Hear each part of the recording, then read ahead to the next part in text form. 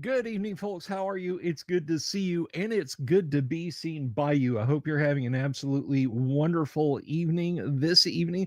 I, of course, am your happy warrior host, me, Bill Sylvie, aka the Dungeon Delver, coming to you live, loud and clear on a Thursday, or as I like to call it, Friday Eve. But anyway, great old ones. Good to see you. Rabbit Day. The day just got better. My day just got better too because I'm here hanging out with you guys.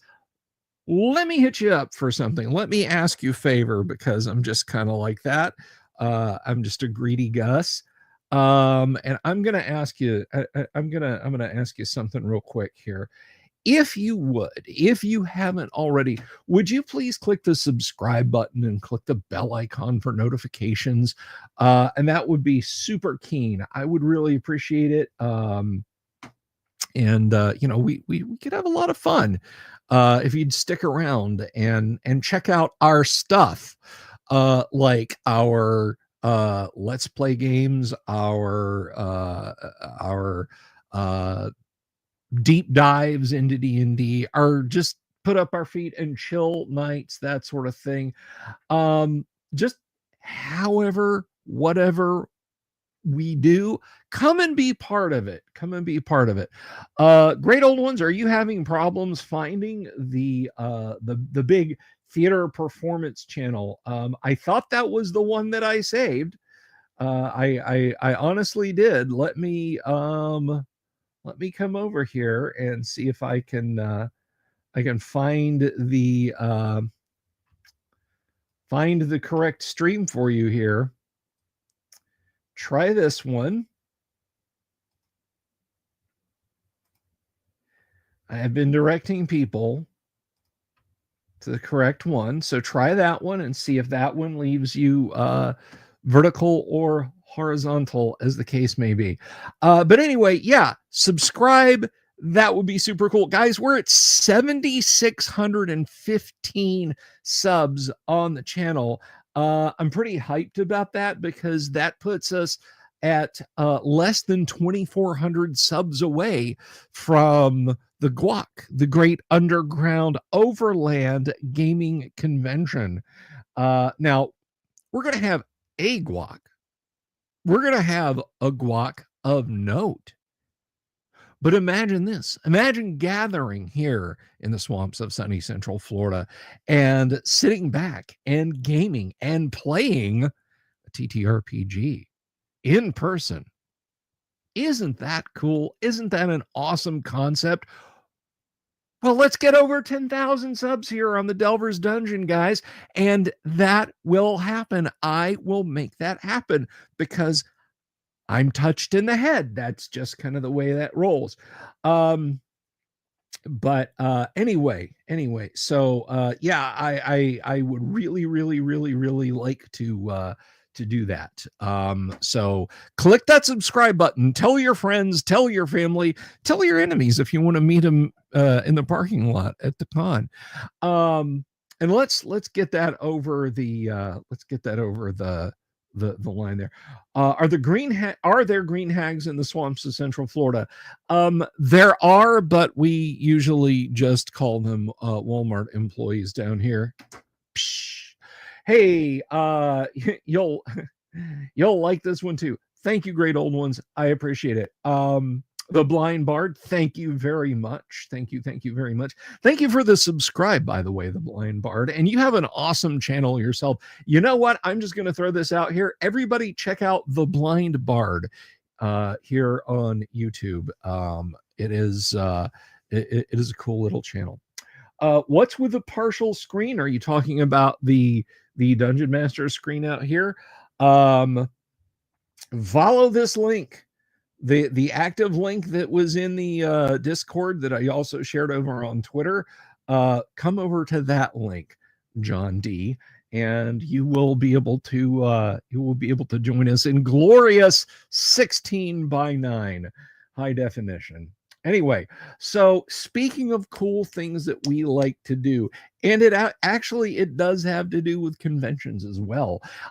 We have a guest tonight. We have a guest. This is a cat who I met up front in person at EggCon. He's a righteous dude. He's an all-around swell guy. He's got a Kickstarter he's going to talk about. And while he's here, if you kids are really nice and can behave, we'll talk to him about Page, which is coming up in January in Philadelphia. So without further ado, or a don't, I'm open to whichever. Everyone, please put your hands together for the one and only Mr. Ron Meischker. At least that's the only one I'm aware of. Ron, good evening, sir. How are you, my friend? I don't know if I can live up to that hyped up introduction. Well, hey, man, you know, I try. How have you been, my friend? Is it getting cold for you up there yet? It is cold up here. It's very cold up in New Jersey, but that's okay. Things are heating up with our impending Kickstarter for Tomb of the Ancient MOOR King, and things are really heating up for Page as well. Smooth transition, my friend. Very smooth. Have you done this before? Yeah, once before at least. Excellent. Well, that's real cool. And of course, you know, I want to pump the brakes here for a second, and let's take the off ramp to Serious Town. Guys, you've heard me mention this a lot about I'm going to be at Page. This guy on your screen right here, he's over here in orientation to me, if you care. This guy is why. Ron approached me at EggCon and said, "What do I have to do to get you to come to Page?" And I was like, well, if I start walking now, I think I can make it out to New Jersey by winter of 2026. And Ron has brought it together and has decided to make me a guest up at Page. And dude, from the bottom of my heart, I thank you so much. I'm excited about it. I'm looking forward to it, and I'm hyped. I'm going to bring some camera gear. I'm going to do some live streaming. We're going to have a lot of fun.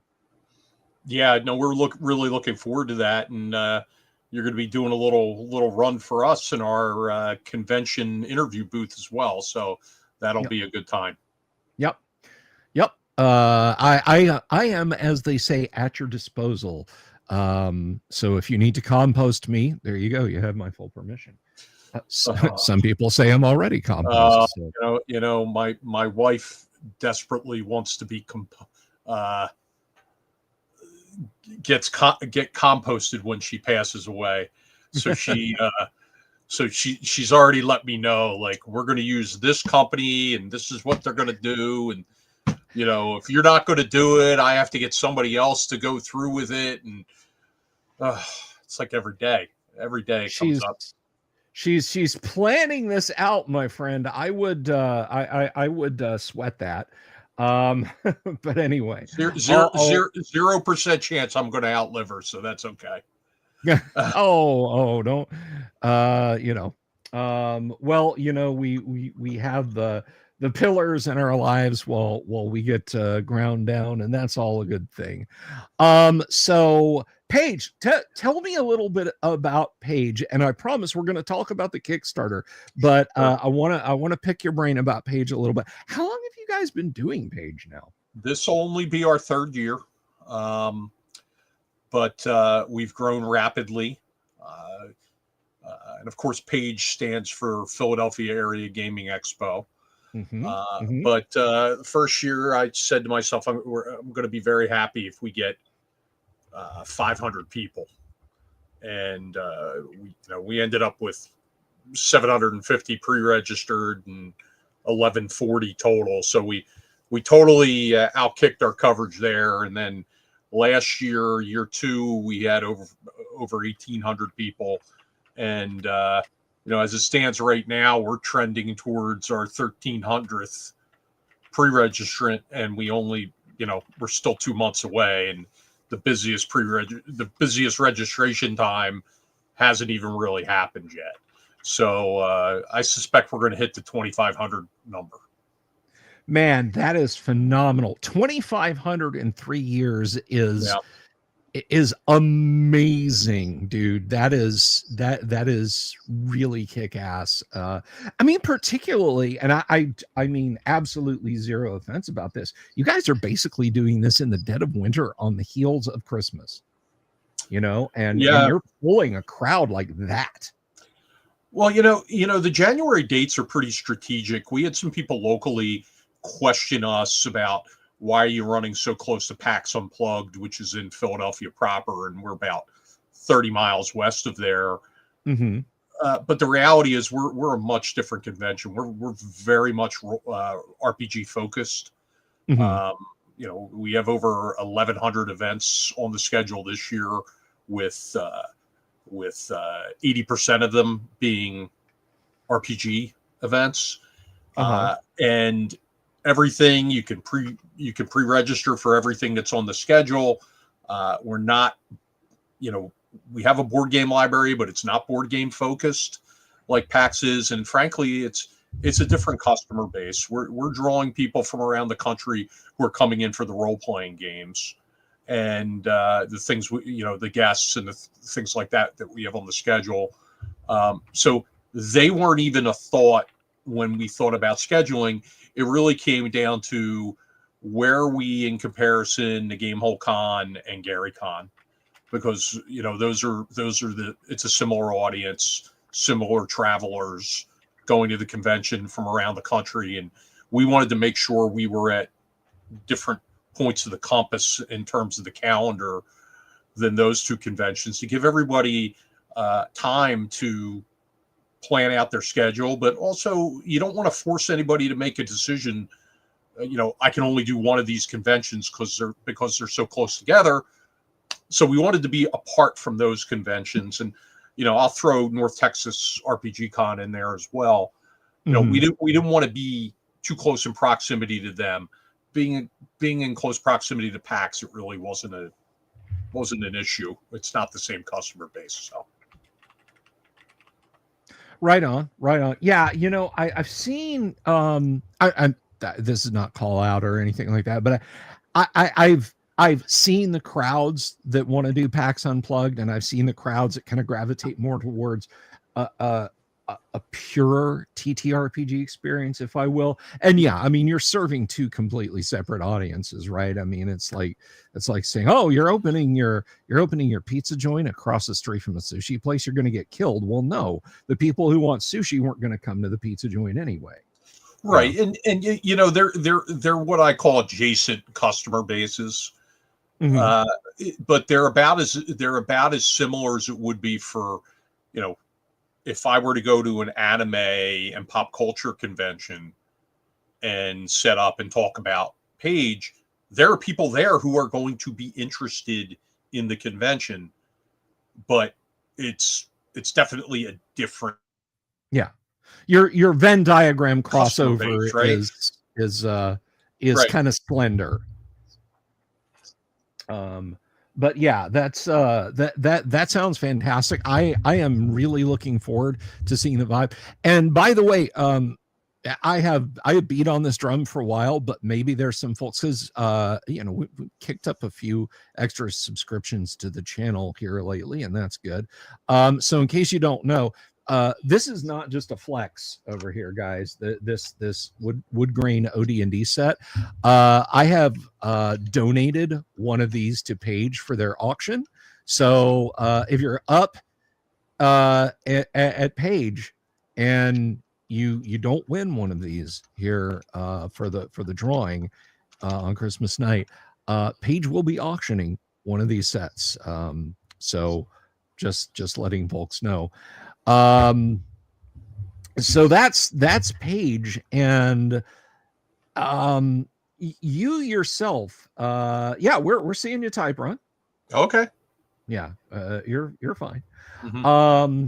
But I do want to talk to you, of course, about the Kickstarter you've got going, Tomb of the Ancient Moor King, and let me go ahead and throw that Kickstarter up Page. Now, this is not live yet, is it?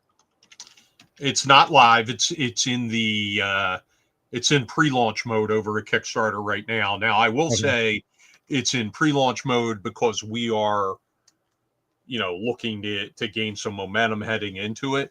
Mm-hmm. It's all done. Everything's ready to go. So, it's just a matter of gathering the backers and going from there. But the module's written. The module is printed. The elevated options are ready to go, and we're in a good position with this one. We're going to hit the ground running with it, and we're going to turn it around pretty quickly. Good. See, you're doing it right. And I always said, if I ever kickstarted anything, and Lord knows I probably won't, just because I'm lazy, but that's how I would do it. I would have everything racked and stacked, loaded in magazine, ready to rock and roll. I've talked to so many people about Kickstarters. I've talked to Reza T. I've talked to Aggie Angel. I've talked to Matt Finch. I could be here all night talking about this. So many TTRPG Kickstarters, and probably Kickstarters in general, they fail because they get the cover art, they get the concept, and then they launch the Kickstarter and they get $40,000 and then they burn out. It just disappears. The way to do this is have all your deliverables beforehand, be ready to go with everything. And I gotta say, I really appreciate the ethic here that you guys have got everything lined up, ready to go. That is the best way to do it, if you ask me, which few people do. But so tell us a little bit about the adventure. I mean, we can scroll through and read the Kickstarter page, but I want to hear it from you. Tell us about this. Sure. This adventure came about because I wanted to run something for my home game that was taking place in a large moorland. And I was looking for a little more than a one-shot, but I was looking for some old school bang in terms of, go in, investigate, try to stay alive, and hopefully get out with some things. And the game went off so well that I started, play testing it as a tournament event. I ran it at a few conventions, received rave reviews about it. And, my wife was on me. She said, hey, you should begin publishing some of the things that you have, because I've got literally close to 1,000 pages of things I've written over the years that I haven't published. I've run them. I've, written adventures that I've never run. And, they're all kind of ready to go. To just, some of them are in notebooks. They got to be typed up. Others, you just need to put them together and clean them up. So I said, well, we'll give this one a try. So I got together with my good friend Chet Minton, who's an artist. And I think many people know Chet from, they've seen his art, Gary Kahn posters, North Texas, the New England-based conventions. And, Chet took on the task of all the artwork for the adventure, whether it be color or black and white illustrations. And he really took what I wrote and brought it to life. It's almost, I couldn't be happier about what he poured into this. And then I was reading reading one of the chat comments there. But when we decided we were going to take it to Kickstarter, Chet and I knew we needed somebody really organized and really focused, and somebody who was going to beat us down if we weren't focusing on things things we should be doing. So we added Jen Glazer to our team. Of course, from Frog God and since she's going to be working with Parallel Dimension Gaming as well. So we formed a company called Orange Cat Games, and that's the three of us, and we're going to continue to produce things and put them out there in the public, with me being the principal author, Chet doing the art, and Jen cracking the whip. Nice. Well, that is really awesome, man. And I love the, I love the genesis from, this was fun at our table to, hey, let's get this out there and see if, see if other folks like, and I mean, dude, come on, you to me, right? You can't miss with Chet Mitten's art. You just can't. It's you can't. And it's interesting. I've had an opportunity to work with a lot of artists over the years through my job, and I've always described what I'm looking for to the artist, but you got to let the artist's muse kind of carry you, right? Yeah. And Chet really brought the pre-generated characters. You're not going to see much there because it's just the pre-launch. We don't want to give too much away. Right. I was peeking. I was peeking. Yeah. So for example, if you look on the screen there, you see a dwarf there to the upper left. Yes. That's one of the pre-gens Emma Elfstopper. I had a description and he brought her to life, and the same thing with the halfling, the same thing with the bard, the same thing with the priestess there. And you know what? He started complaining to me because I wasn't giving him enough editorial feedback in his mind. And I said, no, Chet, you know what? I like that this is your take on what I wrote up. I'm very satisfied with what you have here. If I wanted it exactly, perfectly, like to a T of what I originally thought up, I'd be an artist myself, but I'm not. So I'm going to trust the artist to add their own flair to it, or their own ideas to it, and Chet did just that. And as an example, the priestess there was supposed to have short hair, and the mage in the book, the sorceress, amongst the pre-gens, was supposed to have long braided blonde hair. Well, he got him confused, and he gave the mage this short, edgy blonde haircut. And he's like, oh shoot, I'll change all that. And I'm like, no, one, I think she looks great, and I think the priestess looks great. And two, it's a lot easier for me to change the description than for you to change the art, especially because I'm totally satisfied with what you have here, right? So So it was very easy for the two of us to work with one another. But most importantly, Chet and I are like good friends, and we have a lot of fun together when we're hanging out, and it made it all that much easier to put this thing together. And I can't say enough about everything Chet brings to the table, not only for this adventure in Orange Cat Games, but for Philadelphia Area Gaming Expo. He's the art director there. He does the art. We have a very stylized bit of artwork to go along with Paige for our posters and our mascot and things like that. And Chet's the driving force behind that, and I respect the hell out of him.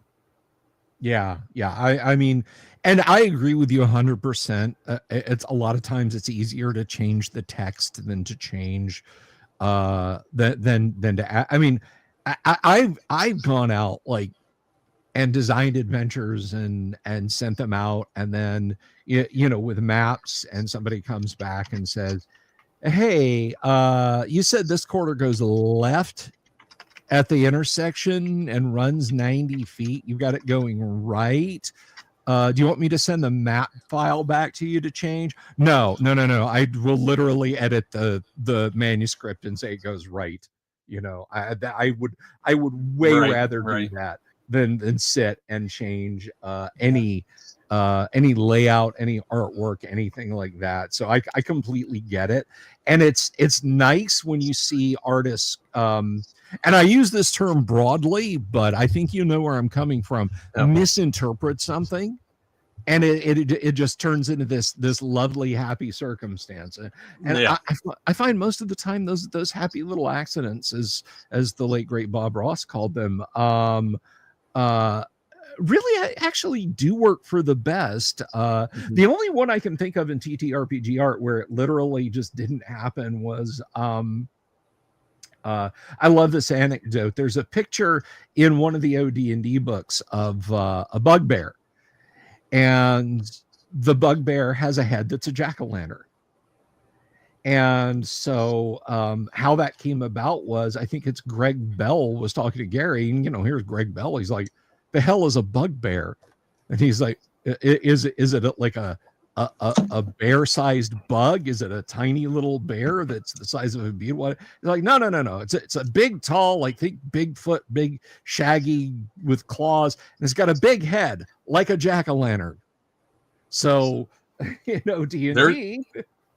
Well, there's Ralph Partha has a miniature. Yes.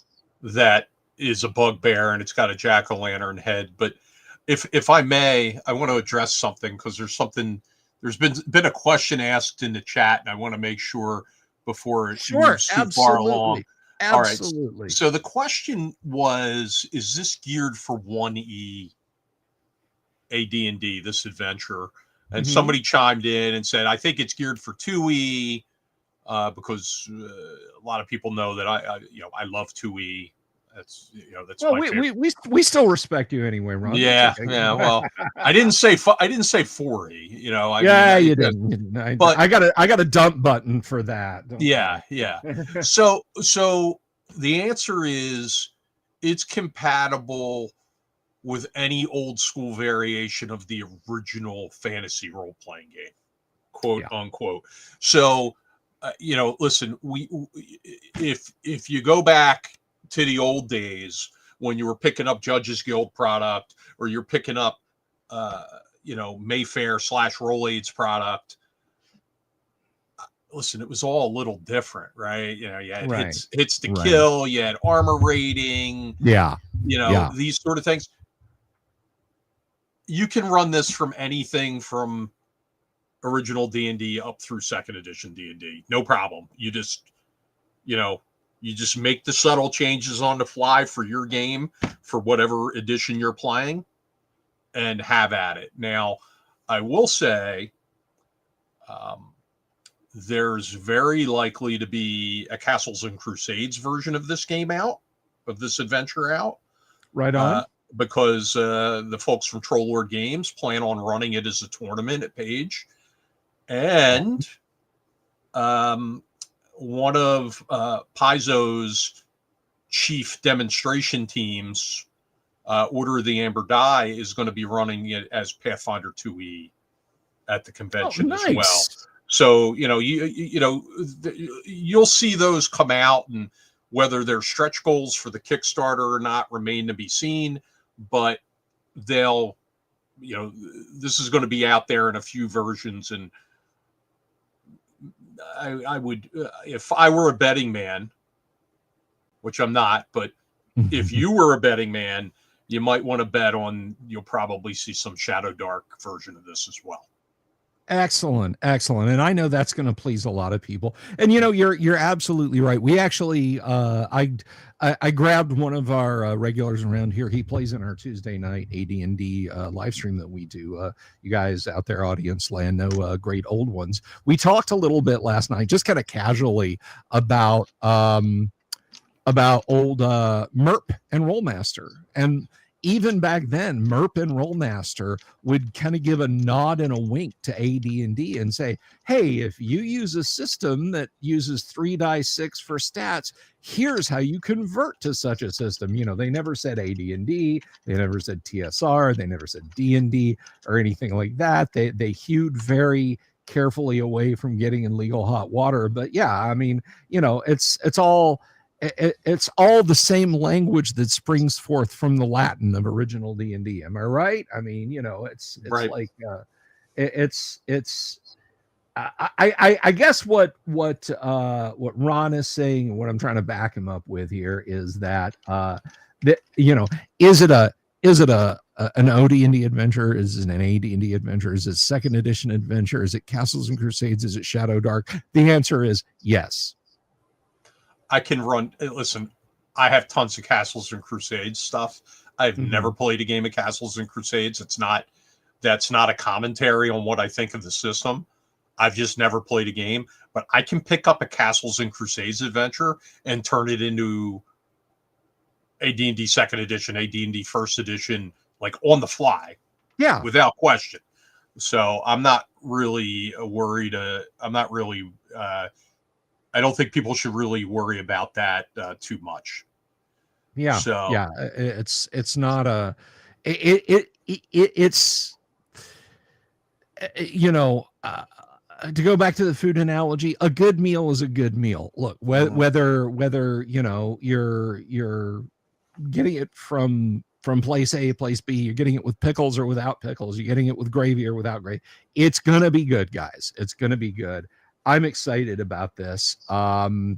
So now let me pick your brain a little bit about it. If you don't want to spoil anything, I understand. Right. Yep. No peeking. Do not open till Xmas. But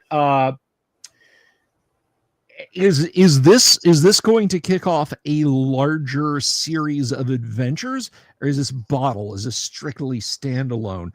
Do you see this blossoming into, say, a larger campaign setting? I don't know if I'll go that far with it. I think the goal is to write adventures, but this could very well become part of a series of adventures. There's actually a second part to this adventure that it's more a continuation of it, a natural continuation of it, and it's written. It's on the playtest. My home group, they only managed to get into the first 3 rooms before they collapsed the whole place down around them.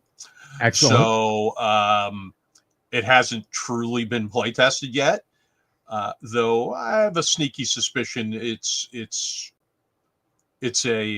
be a good adventure. The problem was they decided to summon an earth elemental and have them start bashing through things and cause a collapse, and that wasn't good for anybody.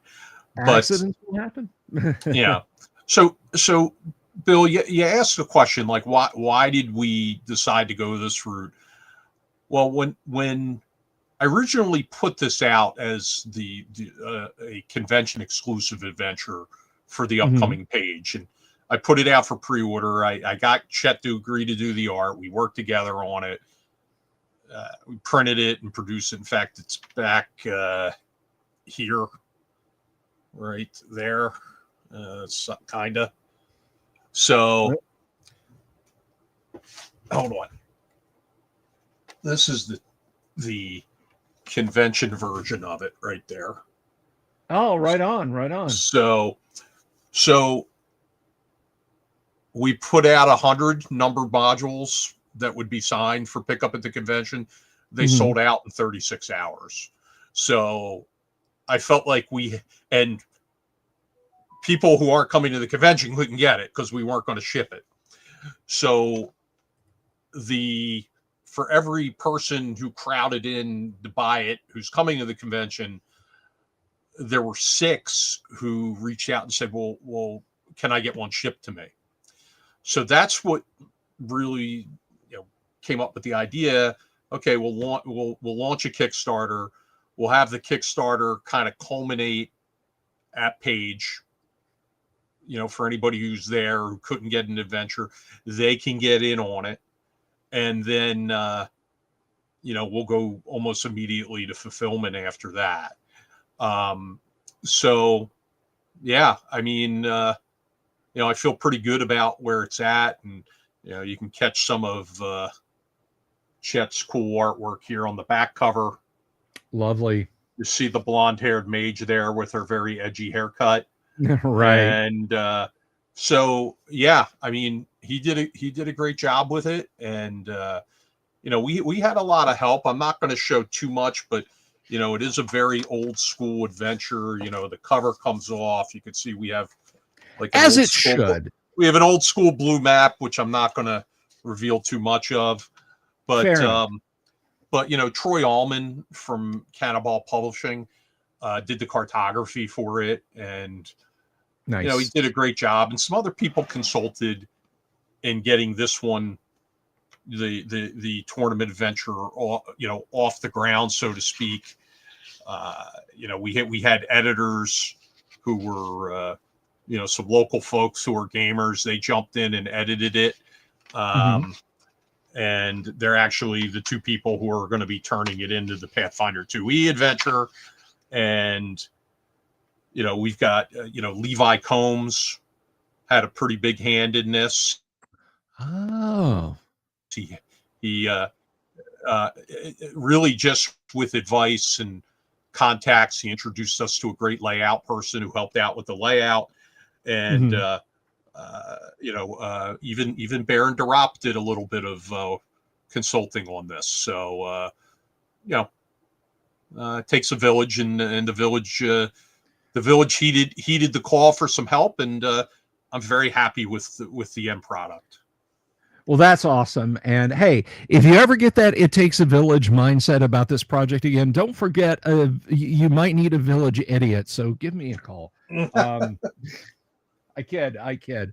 But you mentioned the blue, and so I've got to quiz you on this. Now, you probably know this, but because I did post a YouTube short about this the other day. But do you know why they're blue? Do you know why the maps are blue? Don't blurt it out if you do. Do you know why the old school maps were blue?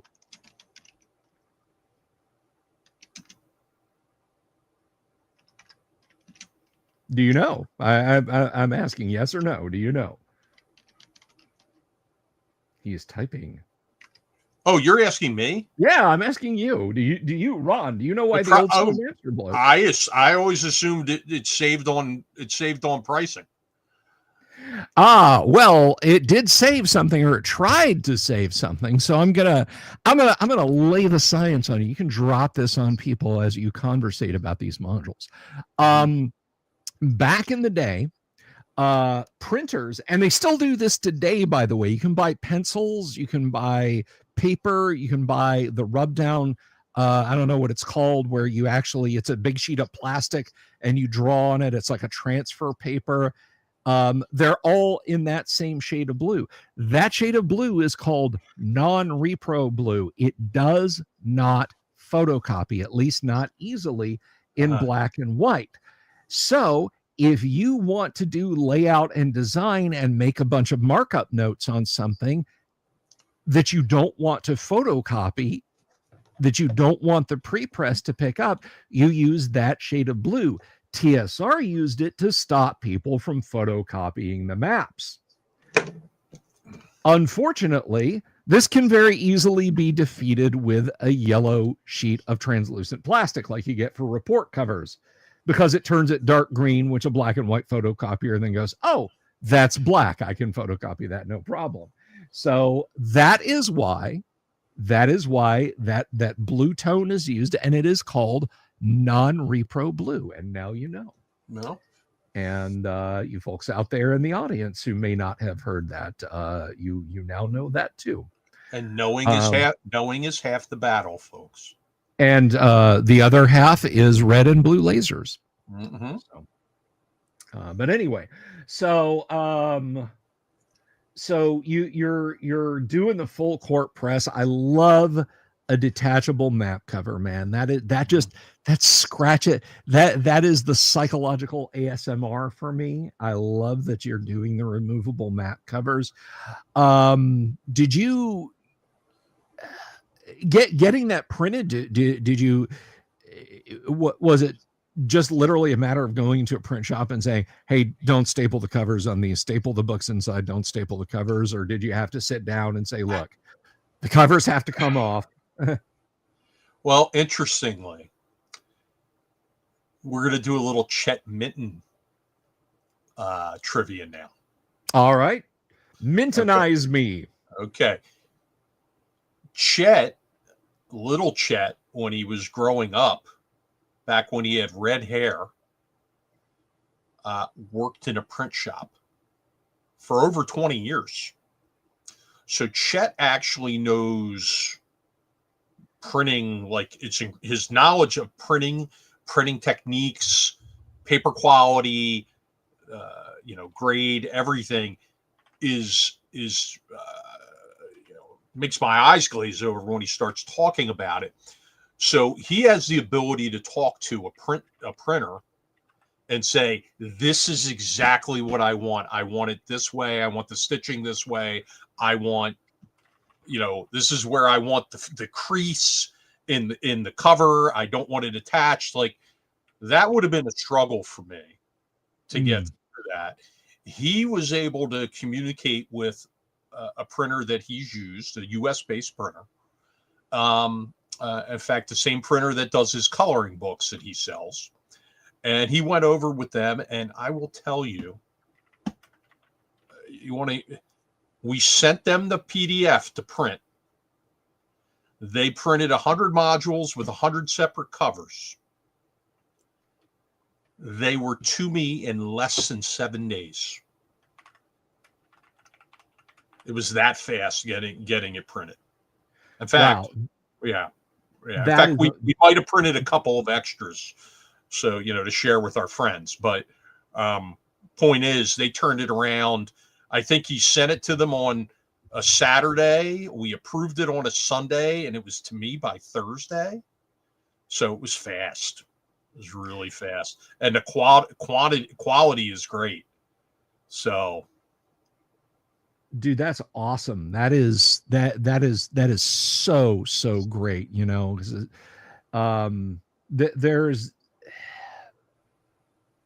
that you can reach out to a printing company these days. It's not some arcane thing where it's like my sister used to work at a printing company engraving plates. Like, that's how long ago that was. They engraved plates to do printing. They worked with acid. They did wax removal and stuff like that. And there, it's like, oh, hey, we need this fixed. Well, that's a completely different print job. Now we get to renegotiate that. And a month was a good turnaround time, depending on what you were getting printed and how much of it. But this, as you say, you found a local printer, a week's turnaround time for TSR trade dress modules is absolutely lovely. And I'm so glad for you guys that you were able to get that, to get such great turnaround time on that. I may pick your brain. I'm not going to say there'll never be any print Delver's Dungeon modules, and I certainly wouldn't hate to have a company that understands, don't staple the covers, print the maps in blue. That's right.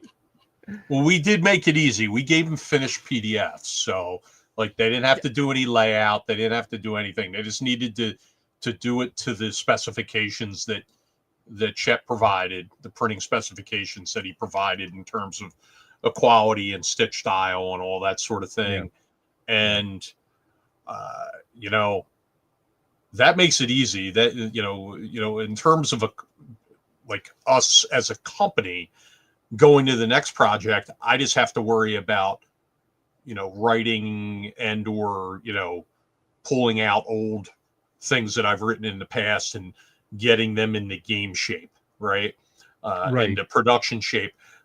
If I don't have to worry about those details because somebody else has it, that's great. Like Chet doesn't have to worry about the writing. I don't have to worry about the art or the printing. And the only thing the two of us have to worry about is Jen potentially stabbing or beating us about the head and torso with a blunt object. I don't know. So That sounds like a good weekend to me, but that's fantastic, man. I love to hear about, turnkey stuff like that. And this is something, if I can heap praise on someone else for myself, and this directly impacting you. The whole reason I was able to do the box sets and get one to you guys at Page and one over to Heidi and Eric at EggCon for the auctions. Same deal, basically. Matthew Tapp, God bless him. He laid all this stuff out. He gave me exact paper requirements, and I paid for a set of OD&D PDFs, and he fixed them up in the oldest trade dress, and then I just fed him through my printer just like that. I would still be fumbling around trying to figure out how to do it if it was up to me. right. I'd just be like, look, can I just photocopy mine, staple them together, and mail them to y'all? Will that work? But no, it's awesome that you're able to get not just the turnkey from the printer, but to get the layout done. That is that is something. I'll tell you the truth. I have a few free modules floating around out there that I have done over the years. I started doing them back in 2004. I think I started giving those things away, and God help me, I laid them out in Word, just by hand. I just took a ruler. I measured the inside of AD&D modules. I said, that's got to be 3.5 inches. That's got to be 3.5 inches. That's a half-inch gutters and go on. And of course, you know how it is in a Word document. You drop a piece of art in there and it just like, whoa, your whole document's screwed up, right? So yeah, my hat is off to anyone who can do layout and get it to look good. And I'm so glad you guys have got that going. Now, let me ask you this: camera resolution being what it is, as far as the text, can you give us just a quick flash view? Just maybe hold one open and let us have just a quick sneak peek at that interior. I'm a sucker for this. You guys out in the audience are like, Bill just wants a peek. No, I like this so much. I'm not even going to zoom you in. I'll just I'll drool over it later. But all right, so it is perfect for you old guys. Oh yeah, that's the stuff. That's it. It's not super tiny. Okay, but not regular ruled. You know what I mean? Yeah. So yeah, no, it's funny.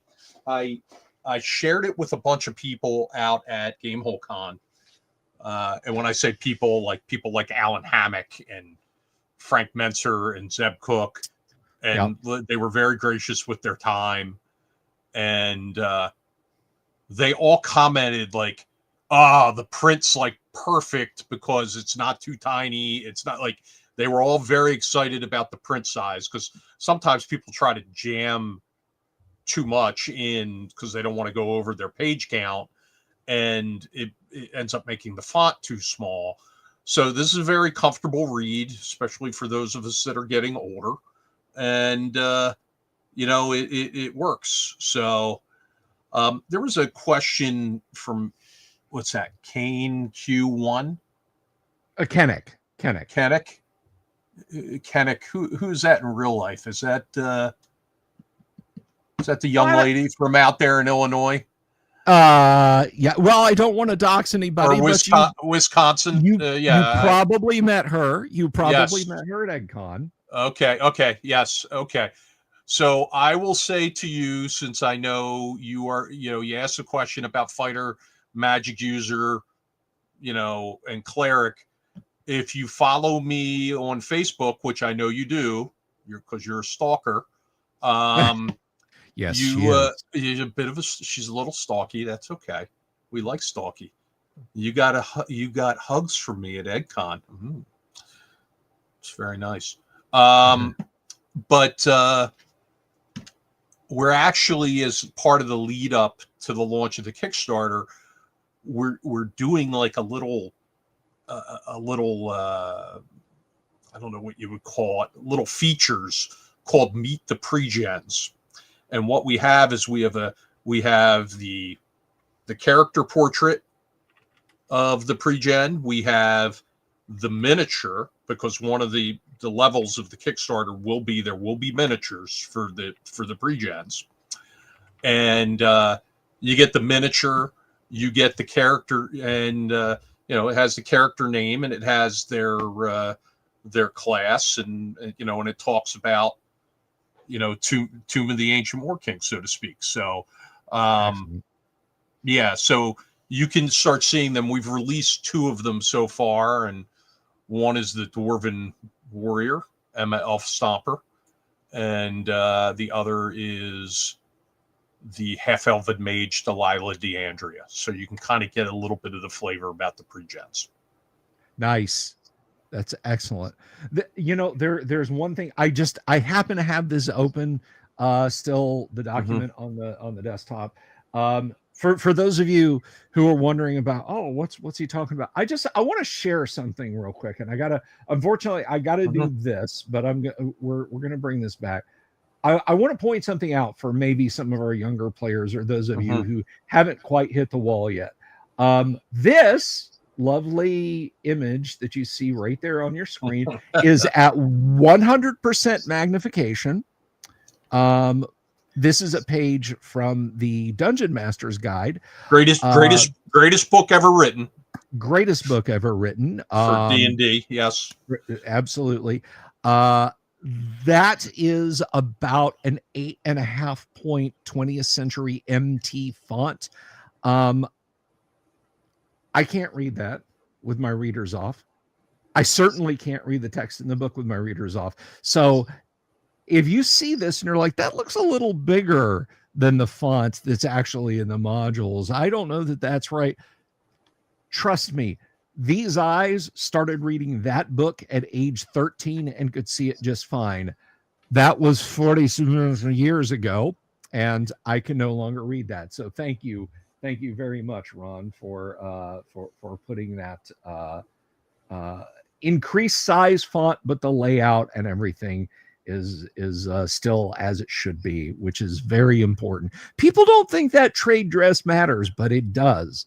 It absolutely does. That look, there is an aesthetic to it. It's like, would you buy a copy of Physical Graffiti if it was packaged like a disco album? No, you wouldn't. You don't have to answer that, right? Right. You want that gorgeous Hypnosis cover is what you want, and that's what you get here. And I'm sure a great adventure. See, do you see how polite I'm being to you, Ron, by not trying to pick your brain about the adventure? Because I really want to. Well, the key is it's meant to be something that you can play as a one-off. And if you want to play it with the pregens, great. If you want to run it with your own group at home, it easily fits anywhere. And it doesn't belabor you with background and history and all that. I mean, that's like a page and a half in this adventure. The rest of it it's an easy hook to get into it, and it's meant to get the party like, let's go.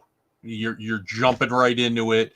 We're not wasting a lot of time farting around at the inn or doing any of that stuff. So, but I will reveal a little bit about the hook if you want a little. All right, go ahead. An exclusive right here on the Delver's Dungeon, folks. Bring your kids around the computer. This is important. Okay, Ron, hit us. All right, so the adventurers are contacted through emissaries of a famous adventuring bard who is looking to put together an adventuring party, and they went through their interviews and discussions with the emissaries, and they were selected to meet with the bard and discuss what he has in mind. When they arrive, they find that the bard, despite the the legendary bard, they find not some great dashing adventurer, they find he's a little more than a little old man now. And he explains to the adventurers, hey, I have received information about the location of some sort of ancient tomb. It doesn't look like it's been opened in who knows how long. We know very little about it, but we believe it could be over a millennia old. And though my heart is in wanting to go in and plunder and see what's there, I know that adventuring's a young person's game. But I would still like to sing songs about adventurers and about their successes. So his offer to the party is he will turn over the information that he has, and the party can keep whatever they find. He wants no commission. But the one thing that he insists on is when the party comes out, win, lose, or draw, they have to tell him in painstaking detail about what they encountered there and how they overcame it. And, in a tournament play, that's a key element at the end of the adventure. That gives an opportunity for role playing at that point. And the pre-gens have 5 personality traits that are listed on their sheet. There's like a 3-sentence background, and then the players put their own spin on it from there. But that's the hook to the module. This bard, he can't do it anymore, but he can still play and sing about it. And he wants you to bring him the story of what happened down there so he can spit it into his next great song. That's awesome, dude. I like that. And from the bottom of my heart, thank you so much for discussing, the backstory. And because I tell people, like, how many pages do you think the Studying the Hill Giant Chief is? I'll just jump to the end. It's 8 pages long. That's right. That module that was the pad 39A for so many summers worth of adventures, so many Christmas breaks worth of adventures, is 8 pages long. Brevity, thy name was Gygax. Even if Gary had gone full ham and put stat blocks in for everything rather than saying, here are 4 hill giants, 32, 29, 28, 37 hit points. Even if he'd gone full ham and put that in, it would be like, it would still be 8 pages. There would just be like one less block of art in there. It's 8 pages, knowing that like one half of one of the 2 columns on a page is taken up by the contents of a giant's pouch. Yes. Right? Exactly. It is so delightfully brief. As a DM, it is such a breath of fresh air. I mean, people talk to me about it's a meme now, my character's 9-page backstory. But honestly, what do you need beyond I want to adventure and win treasure? Your backstory is what you make after you go. You talk about that time you were at the keep on the Borderlands, the time you helped beat out the slavers, the time you looted the Temple of Elemental Evil, and so on and etc. That should be your backstory. And I love a module that caters to that mindset. Now, if it sounds too much like I'm glazing Gary, I mean, he handed off Temple of Elemental Evil to Frank Menzer, and Frank has, I think, 36 column inches of box text in the lead up to the temple. It's a lot of reading if you are going to do it verbatim to the players, so it's like a night and day kind of difference there. And I love the fact that you're taking the lightweight approach, because that does make it utterly portable into anything. People think that more details, that Baroque over explanation, that all these Byzantinian hooks and and designs and make sure that you address the this, that, and the other makes something fit more systems better. And and I know it doesn't. The lighter weight boat floats best. So I'm very glad to hear that this has a lightweight but still a robust sounding hook, if you will. I love that. So again, I thank you, and I look forward to getting my mitts on a copy of this. Oh, you will. Don't worry about that. We have one put aside for you. Oh, well, thank you very much. Thank you so much. I'm looking forward to seeing it. Now you've talked about potentially a series of modules. Will assuming for a second you're going there, let's look down the road a little bit. It's a little dangerous to abandon process thinking and think about further down the road, but we'll take that risk. Will you keep these as kickstarted convention modules, or will you shift into a slightly more traditional pipeline of retail distribution, or at the very least through whether you're an e-tailer or a retailer? I think we're going to go customer direct as much as possible. Right on. And it's nothing against selling to retailers. I'm sure we can work out things with individual retailers. But if, recent history has taught us anything, it's dangerous. It's a little dangerous, especially for a small company, to deal with, consignment deals and things like that with distribution. And I don't think we need to do that. I mean, part of what makes people, what makes Chet so popular is that, he's a real person and he will talk to you and have a conversation with you. It's the same thing with me at conventions or at Page or online. Like, we're approachable and we like those relationships and the friendships we've made. So why not just sell direct? Why should we have to mark it up any more than we have to when we sell to the distributor, to have them market, or the store, and then have them mark it up?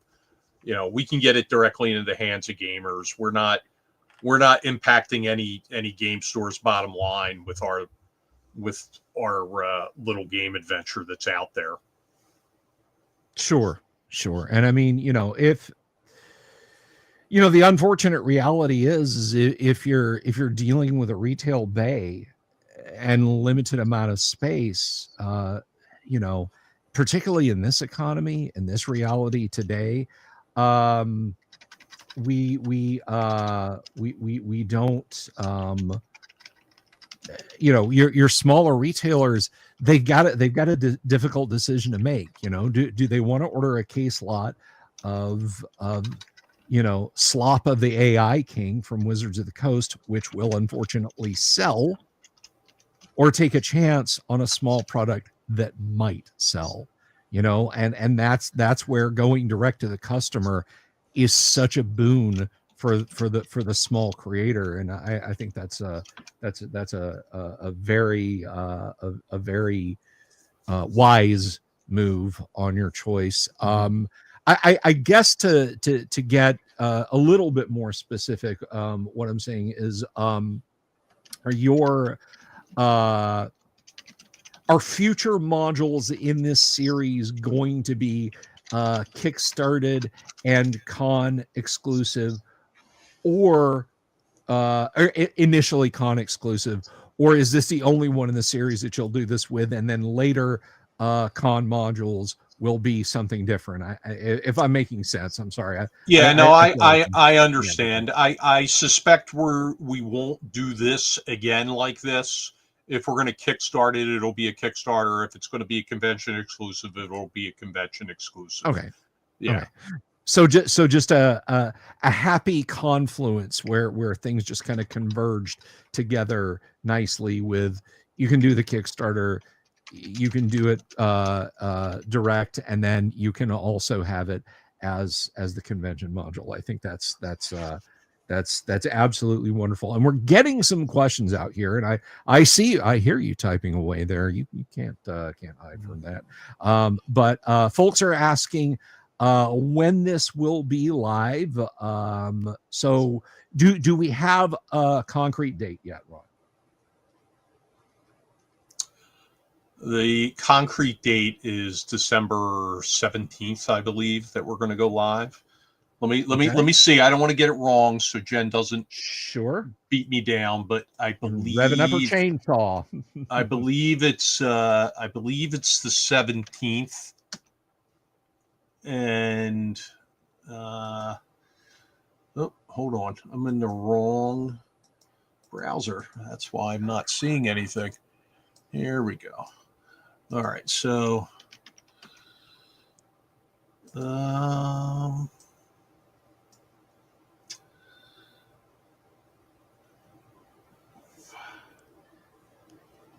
am looking.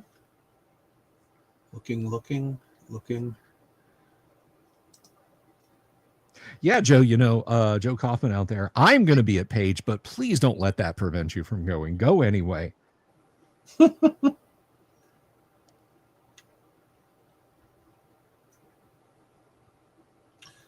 I'm scrolling through. Give me one moment.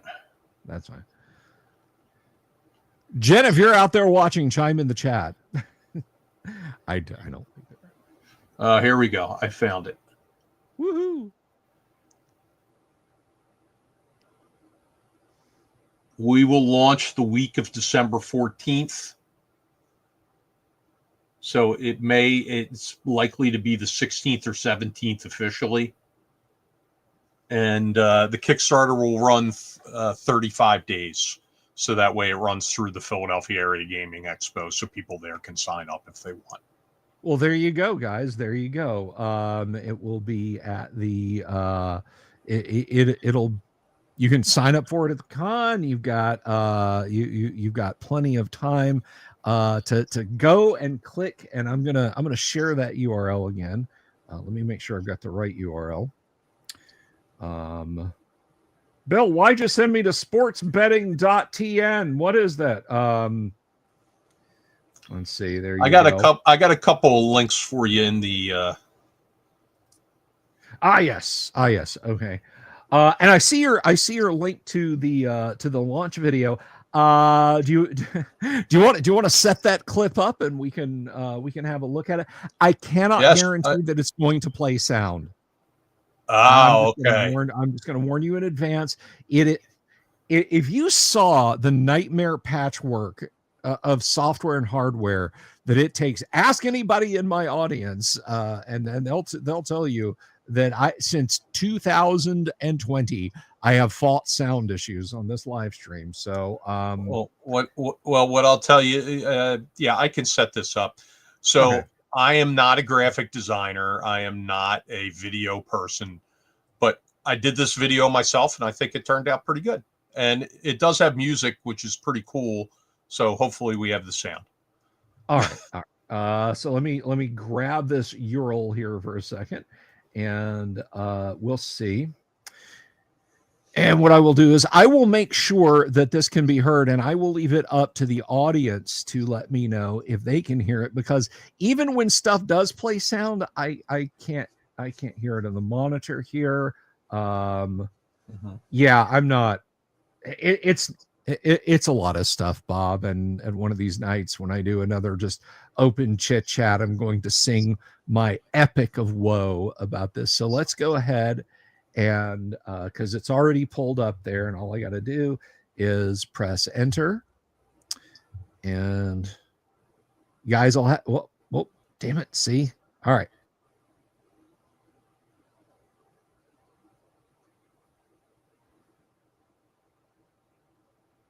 Again, you guys out there in audience land will have to tell me if that's making any noise.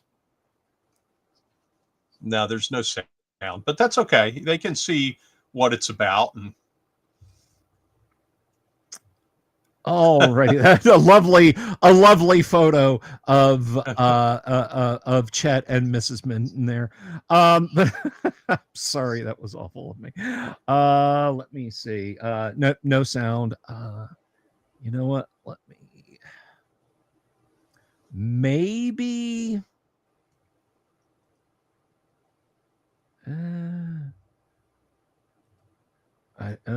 Sometimes unmute tab. Here, I'll site. I'll post it in the chat, and then if people want to check it out, you have to click the unmute at the top of at the top. By default, it mutes. I don't know what that means, but all right. So I unmuted the tab again, guys. If you can hear that, wonderful. If you can't, again, you can go check it out. I threw the URL in, and you can see that it's wonderful visuals. I'm just gonna say straight up, it's wonderful visuals. So, and you get a really good look at that sexy cover with the old school look. Now I see the and minis there. As a man who is a proud owner of a massive shelf of shame, if it's not too much of a spoiler, can you tell me? And we'll skip back over to the Kickstarter page. Can you tell us a little bit about those yummy minis that we saw on the screen there in the video? They're resin miniatures that we designed. They match up well to the drawings that Chet put together based off the descriptions of the pre-generated characters, and they're 28 millimeter. And I'm going to reveal a little bit more now. One of the Kickstarter options is that you can get the entire tomb broken out into a 28 millimeter map. Oh, wow. That you can use with the miniatures, and the map is drawn by Chet.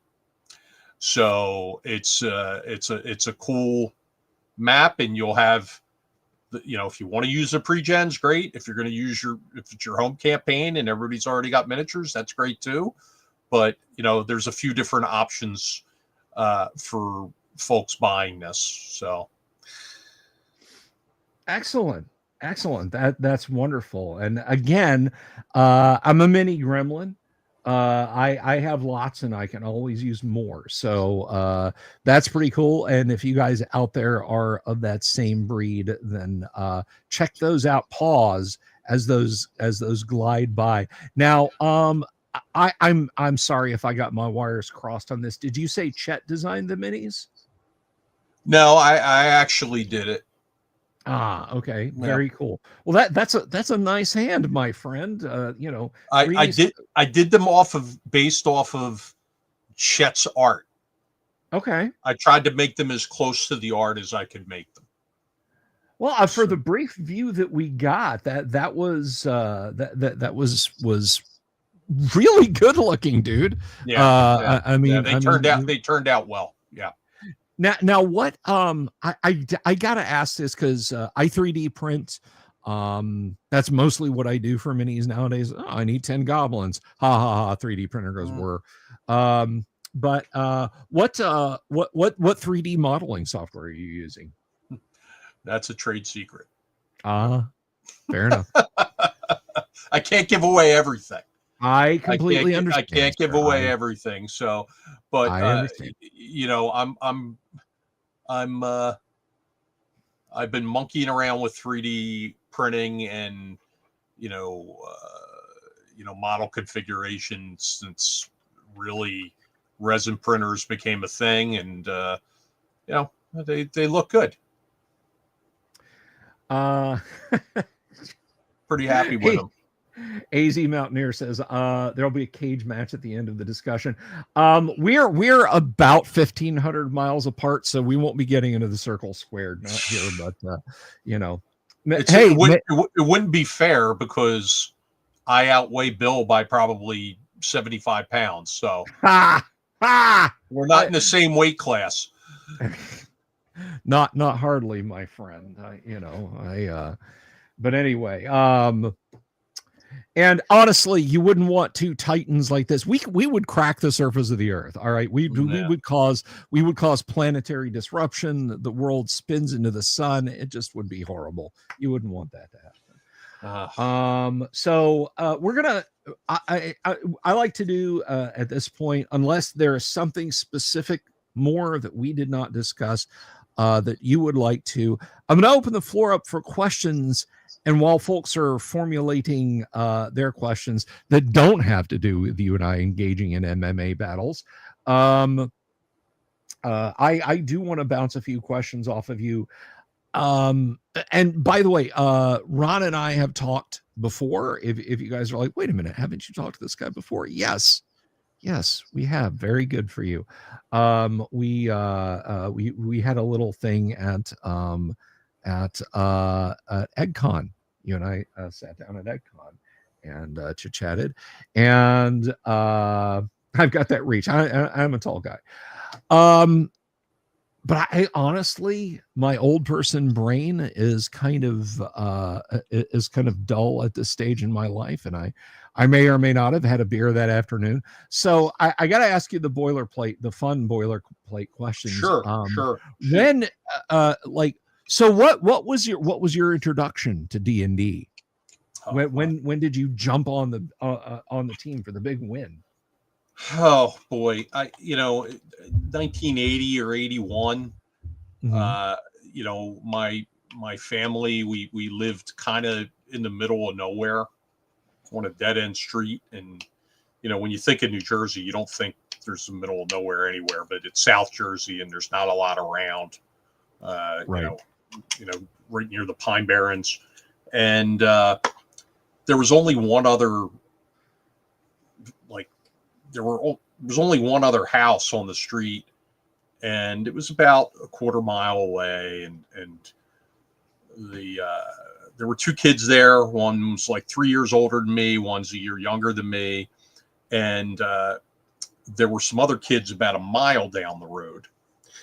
And the older one said, "Hey, I've got this game called Dungeons and Dragons. You guys want to play?" And we said yes, and we played, and I was immediately hooked, as were the others.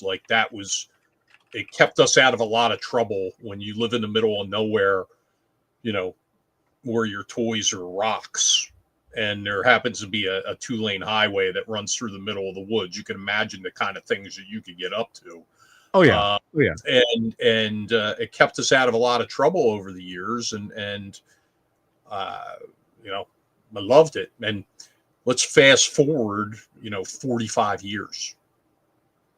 So I'm on another person's program, and there's somebody blasting the chat going, "I was Ron's first DM." And the host says, "There's somebody on here saying they were your first DM." I'm like, really?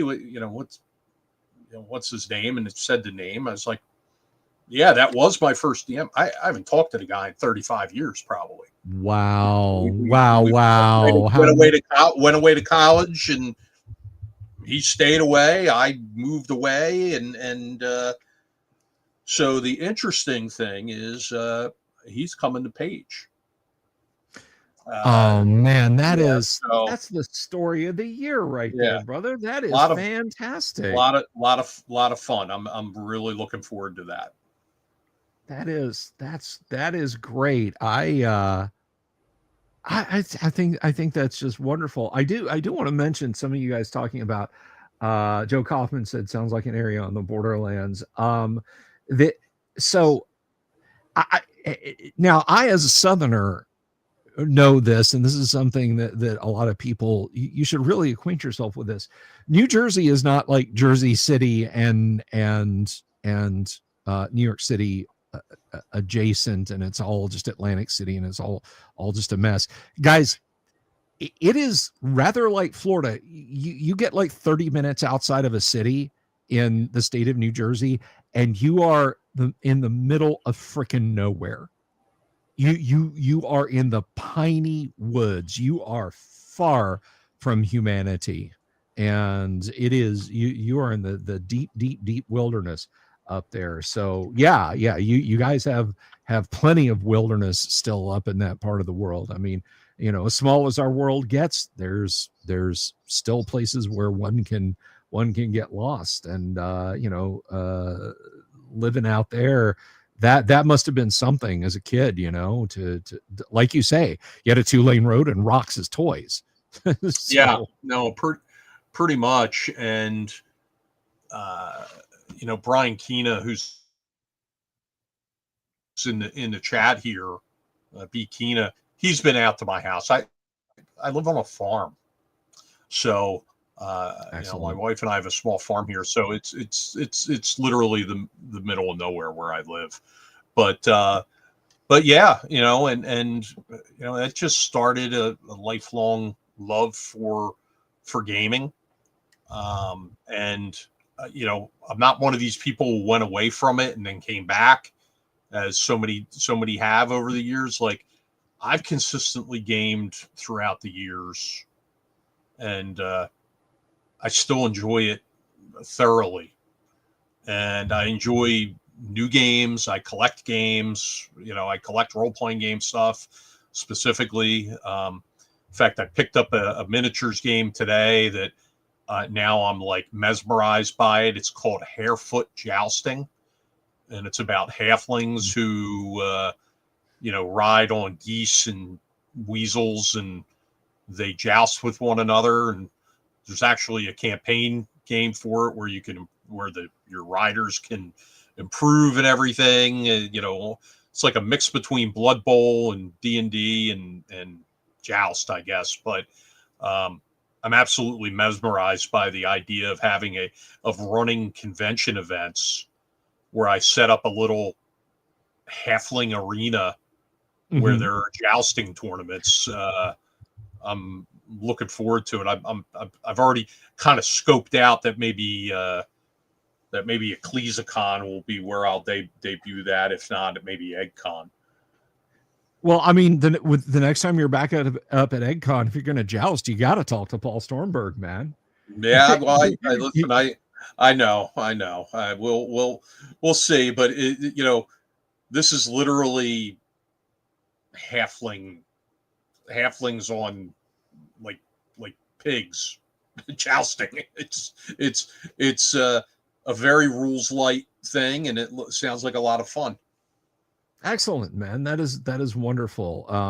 That sounds so cool, and I do this a lot. So my gaming window tends to be a little on the narrower side, but that is fantastic. And I love the fact that you found something you can pick up. Just today, I was talking over on Twitter about, hey, there's Chet Minton. Chet snuck in. Oh, there he is. He is. He's Chet, you missed when we were gushing romantic about you. I'm gonna, hey, Ron. Ron, you can see the private chat area. I'm gonna send you something. I want you to send this to Chet right now. You DM that to Chet. Please don't put it out here in the public comments. But let's see if we can make that happen. Why have you sent me a nude photo of yourself? I asked you not to tell everyone. No, you asked me not to show anyone. God damn it, Ron. Anyway, all right, hold on. We'll see if you can send that to him. I will. I'm sending it to him now. All right, but anyway, yeah. So I was asking over on. Yes, Chet. It's all egg. It's like an eggcorn, all cap and no stem. Yes. Yes. Oh God. But anyway, he said that was Chet's words, not my words. Gonzalo Liris Bar Tab, you're upsetting the witness, Ron. But no, I asked, God damn it, I'll finish the sentence. I will. I asked on Twitter today, I said, I wish there was a modern tank game that is main battle tank, not septic tank, a modern tank game that was beer and pretzels light, like BattleTech. And don't tell me, oh, you can use this mecha game. You just have to design all of the vehicles and weapons yourselves. I want a game I can go in a store, buy, 3D print, or get some miniatures for, and sit down and play. And that, like, I would really enjoy that. And then somebody said, hey, have you heard of Team Yankee? And I know the book by Harold Coyle.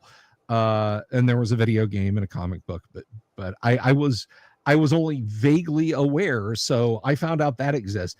I hope I get a chance to play some. I love all of that convoluted mess to say. I love playing lightweight games. And speaking of things I love, hey, Joe Kaufman, thank you for the super sticker. Joe Kaufman there, keeping the lights on and keeping the swear jar full. Thank the hell out of you. I love your damn guts. Thank you. Speaking of people we love, guys, never underestimate the power of the Delver. This is like the fourth time I've done this in the last 7 days. I just reached out and grabbed someone and dragged them kicking and screaming on the show. This time with Ron's help. Everybody, please put your hands together and then take them apart, realizing that neither I or the next person can hear you. The one and only Mr. Chet M, and the M stands for Minton. Chet. Hey, brother, how you doing, man?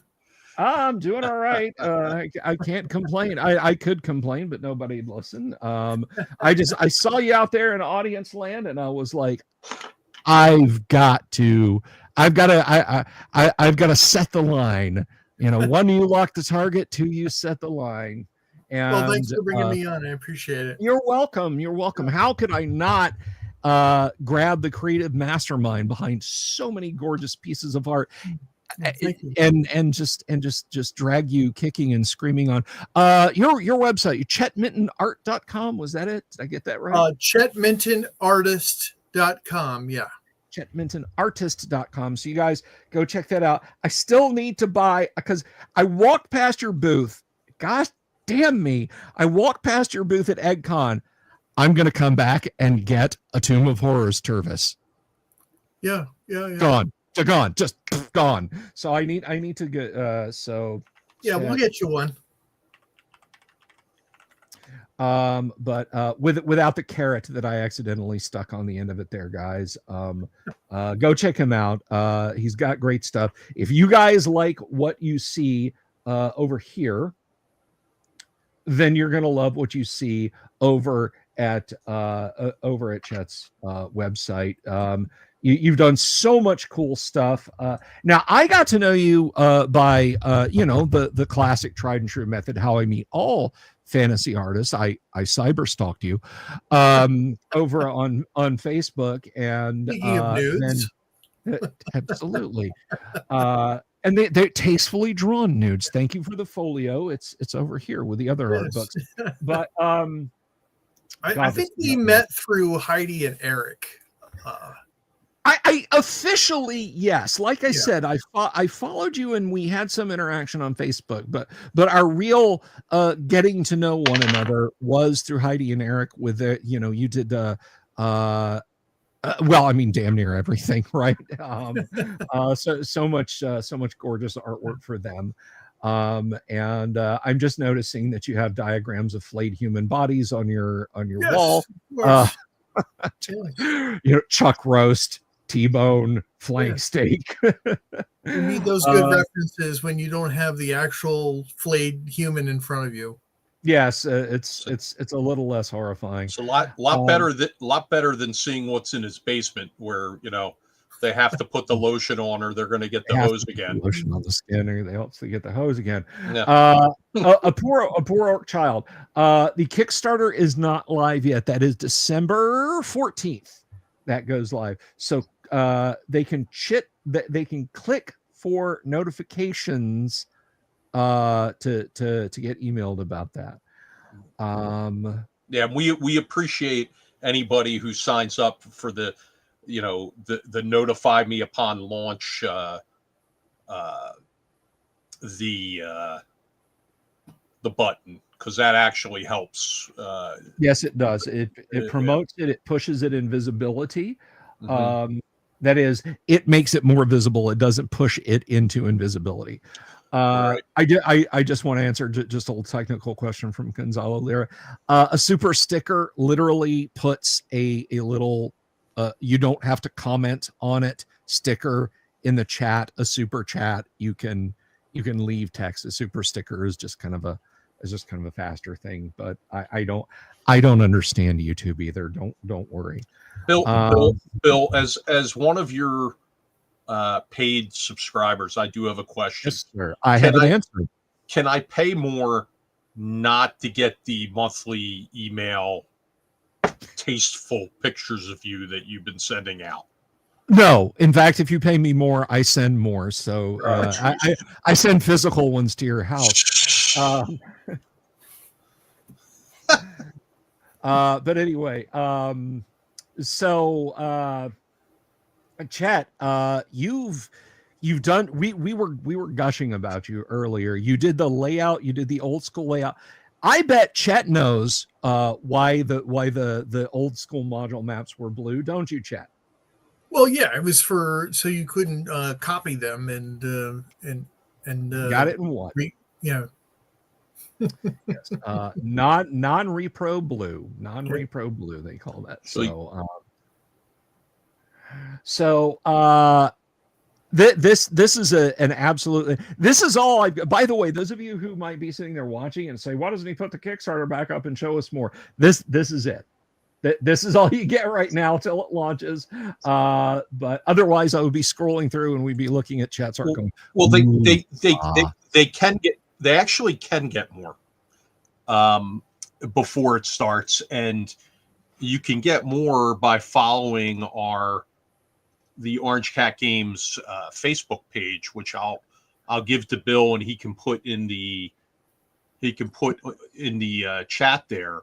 I will put it in chat. I will put that down in the description. If you're watching this between now and when the chat goes live and YouTube lets you see the chat replay, look down in the description and you'll see the link to it. So yeah, go shoot me that and I will paste that up on the screen so people can check that out. And if you don't have Faceboggle, well, stuff like this is a good reason at the very least to get a watch only kind of account. Bart Sound Lab, thank you very much. Have a lovely evening. Thank you for tuning in, my friend. It was lovely to have you here. So yeah, I'm gonna copy and we're gonna paste that right here into the chat. So those of you who have a Facebook account or want to get a Facebook account, go check it out and you can see more stuff. I'm not logged into Facebook on this machine. My studio box, that's the one social media that I cannot easily access over here. Let me see if it's global enough that I can open it up without Zuck and Co. Did I? Nope. Nope. That's gotta copy paste that again. If I can pull this up on screen for those of you maybe who are a little reluctant. All right, so there we go. I'm gonna close that. Yes, I can do that. No, Facebook, I don't want to log in. And let's add that to stage. Orange Cat Games. I will go ahead and disappear that for just a second. If you scroll down there, you can see some of these Meet the Pre-Gen things that we posted so far. You can see the lovely. There's Emma Elstopper. There's her miniature, and you also see the one for the mage below that. And we'll be releasing a couple of those every week or so. Quite nice. Looking forward to seeing more of that. And thank you for telling us about that. There's Miss America there. The Chet's. Sorry about that. Yes, they have run out of patience with me just looking at stuff for free. So, but yeah, you guys can go over, check out the Facebook page and give it a look. See, so I gotta ask Chet while he's here. I mean, how much screaming did Ron do at you? It's okay. I've got him. Oh, here we go. All right. So where do I even begin? It started off when Ron asked me to do the cover, and then it became the back cover. And I said, while we're doing this, why don't we do the pre-gen character portraits? So I said, yeah, that sounds like a great idea. Next thing you know, I'm doing all the different rooms, all the different encounters. But anyway, yeah, no, we're having a great time putting this together, and we're finalizing just the last few things now, and just have to do some color. Yeah, I hear you, honey. Sorry, my cat's meowing at me. No, I get it. My wife's cat for the longest time insisted on being here in the studio with me when I was live streaming, and then one day she just decided she'd had enough. But you can ask the old timers; they would see her tail just below the camera shot as she walked around on the table in front of me. But one thing I have always wanted to ask you, and this is kind of a generic thing, because there are so many cool projects for TTRPG, just TTRPGs by themselves, not to mention the other stuff you do. That I got to ask. You're in trouble with somebody out in the audience already, Chet. That better be page artwork on your easel. But we're all old timers, Joe Facetious. We are all old timers. But no.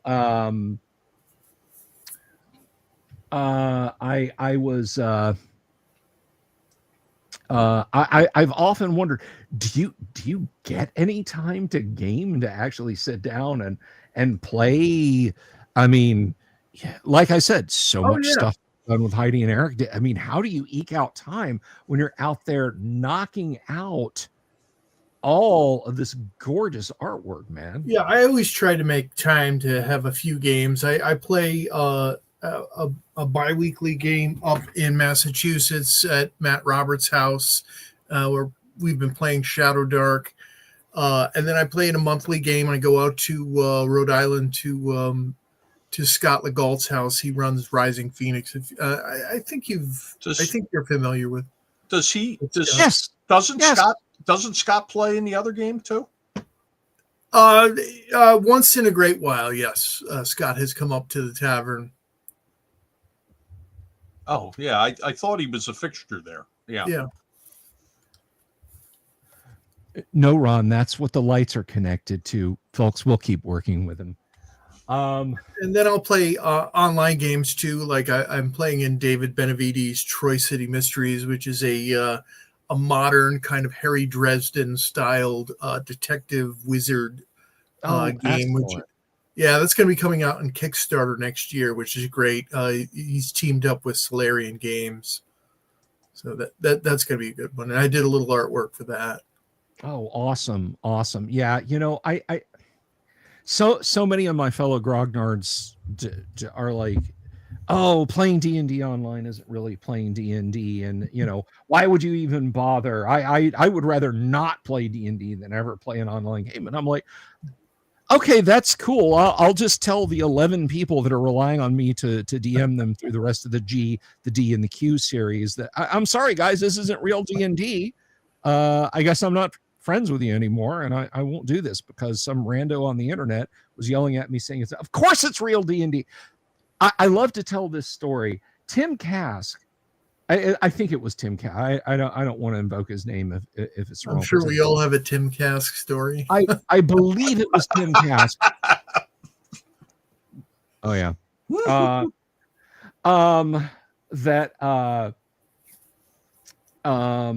Although I will tell you, I stole the jam out of Tim's donut story after I tell you this, but I believe this is him though. He called Gary with a question about Dungeons and Dragons. And Tim was in Minneapolis and Gary was in Lake Geneva. And for those of you who are maybe a little bit young, you could be in the next neighborhood, and if it was in a different area code, you were paying a dime a minute if you called somebody. And it only got worse the further out you got. There was no, 1-800 numbers there. It just like, you're far away, you're gonna pay. Oh yeah. So here's Tim Kask. He calls Gary for a D&D rules clarification. This turns into a single multi-hour phone conversation that then evolves into Gary and Tim, or whoever it was. I'm just going to say Tim. If I have this wrong and Tim Kask wants me to not ever invoke his name again, that's fine. But the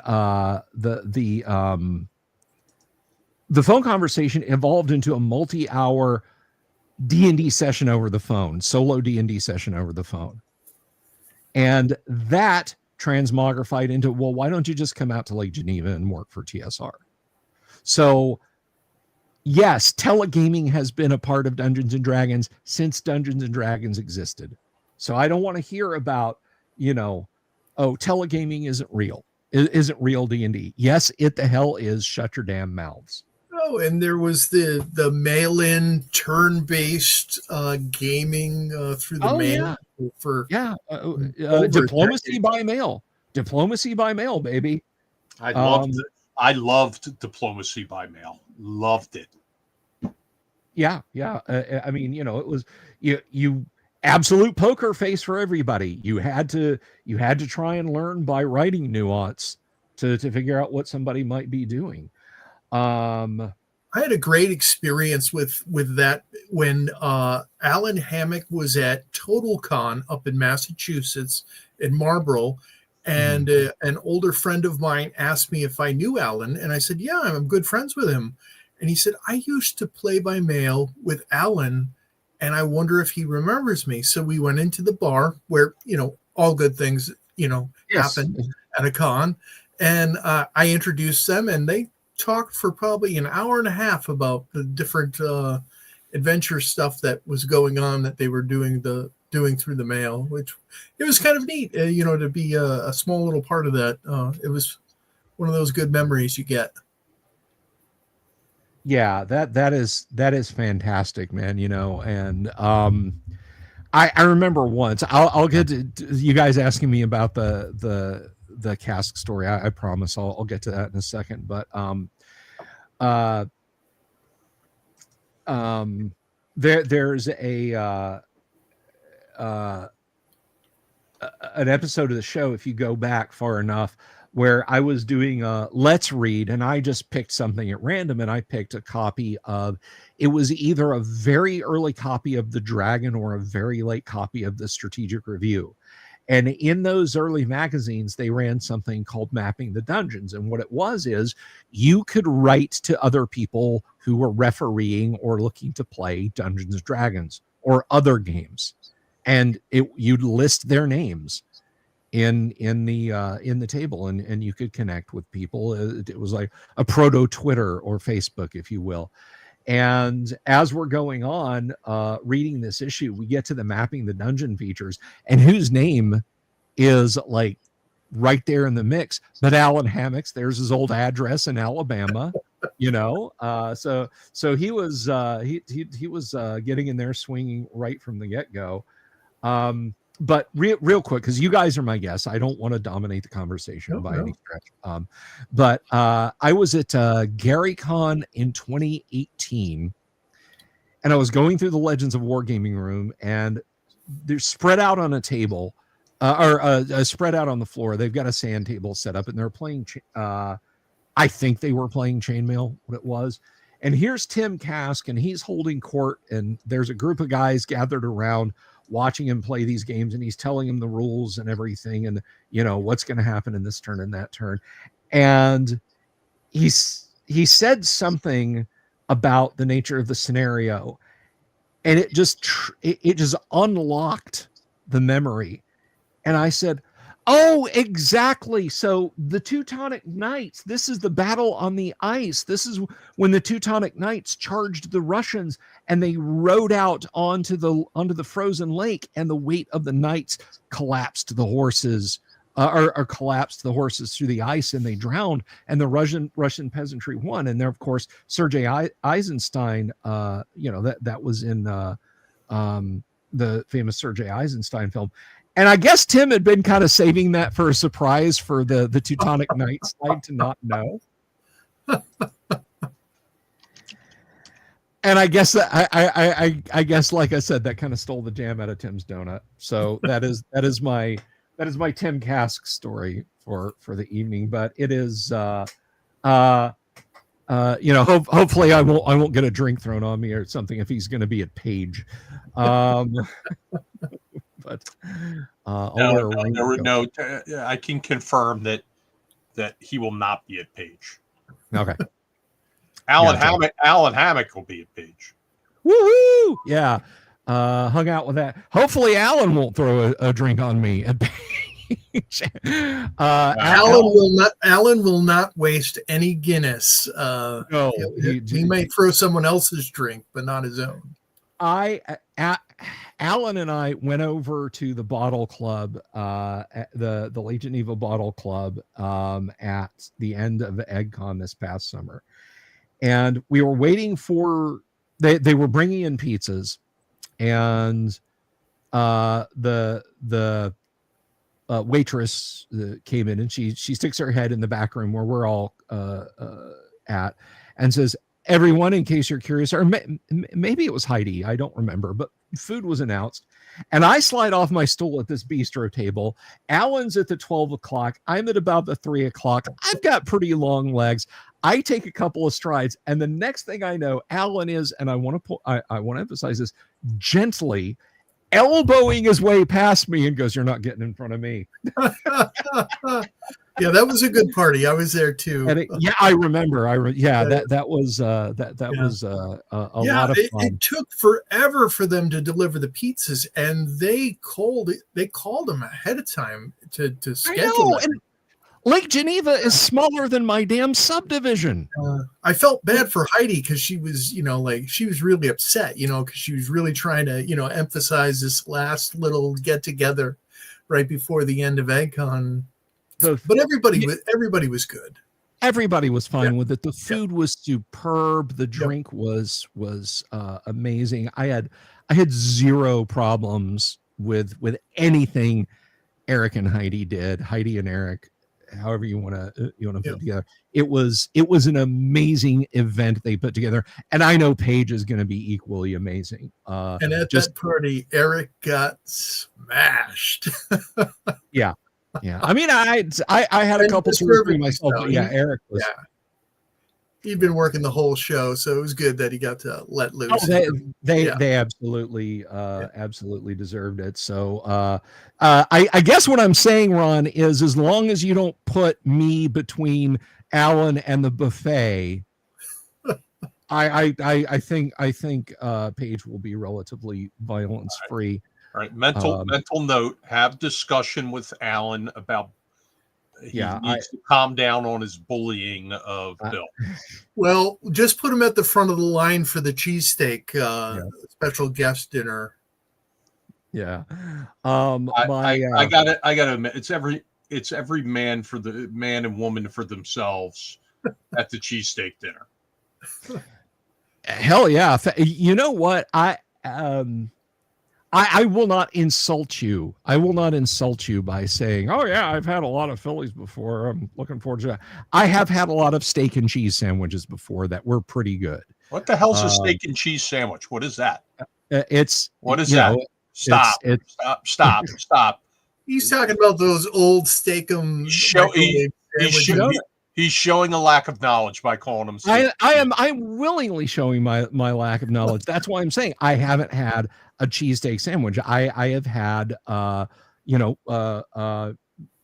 top roast beef, cooked, shredded up with cheese melted on it, served up with onions and green peppers, and it's quite good. I am looking forward to having a proper Philly cheesesteak at least once in my life. So whether I have it on my way in or on my way out, I am certainly looking forward to it. And all the other wonderful things, the fellowship, the gaming, videos, because I will be set up and I will drag Chet and Ron kicking and screaming into the interview booth and demand that you both say nice things about me on the internet. So and no, you may not blink twice if you feel our own Tim Kaska stories. Yes, we can. We absolutely can.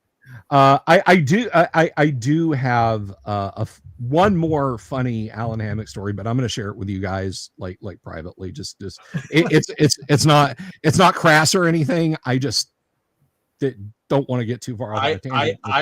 I have a good Alan Hammock story. Well, let's hear it because you're the guest. So let's hear you. I can't. Chet knows the story. Oh, from Gamehole Con. Trying to remember which story we're talking about now. Down in the little area down there, and he decided he was going to talk to the person next to him. You don't remember? I don't think I know about that one. No, you know it. You know it. I'll tell you later. Okay. I'll fill you in later.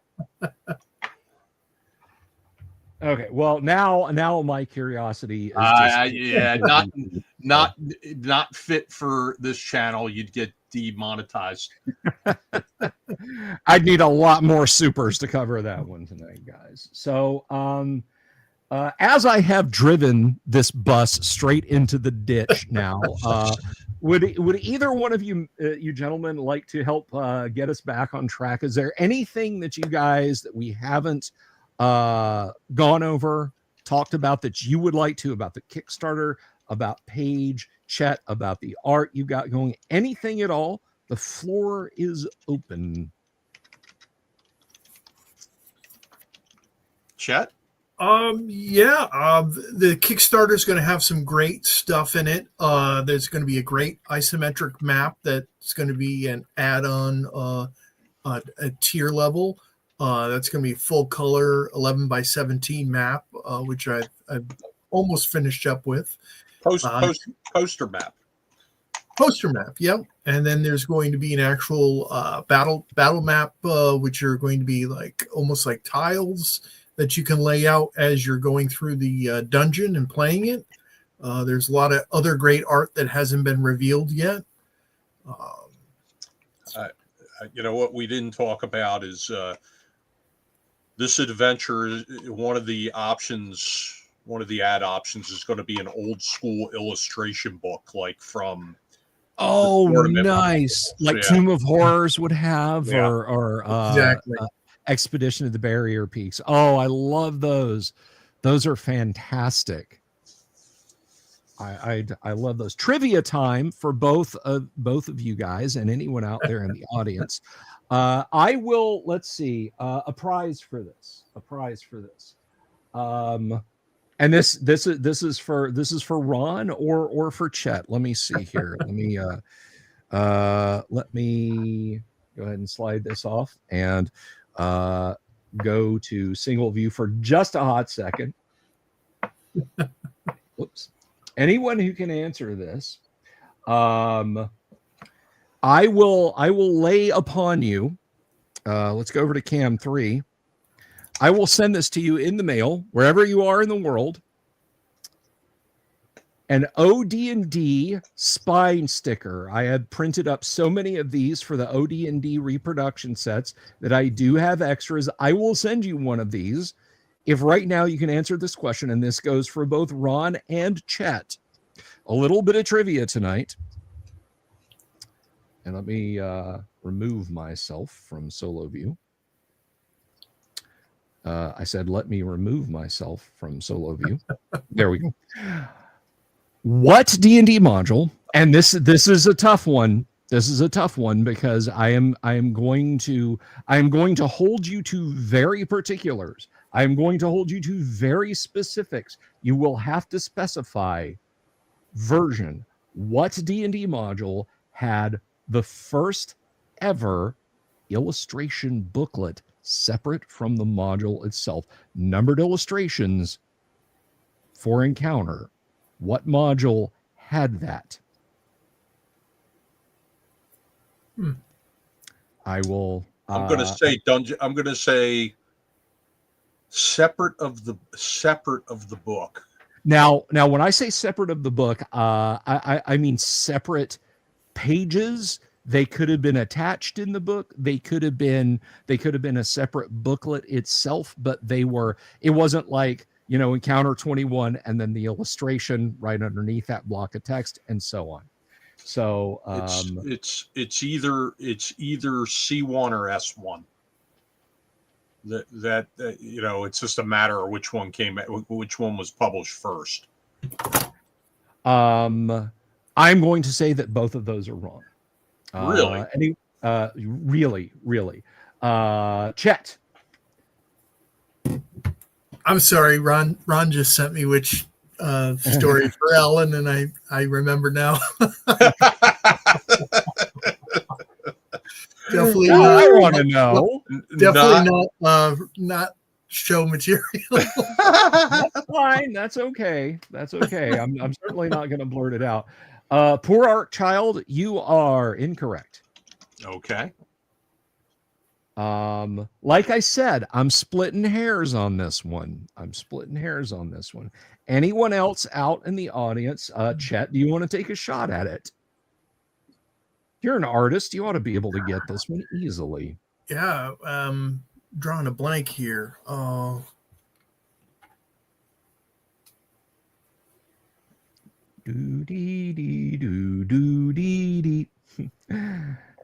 I don't have a Jeopardy music timer. Sorry, this is as close as you're going to get.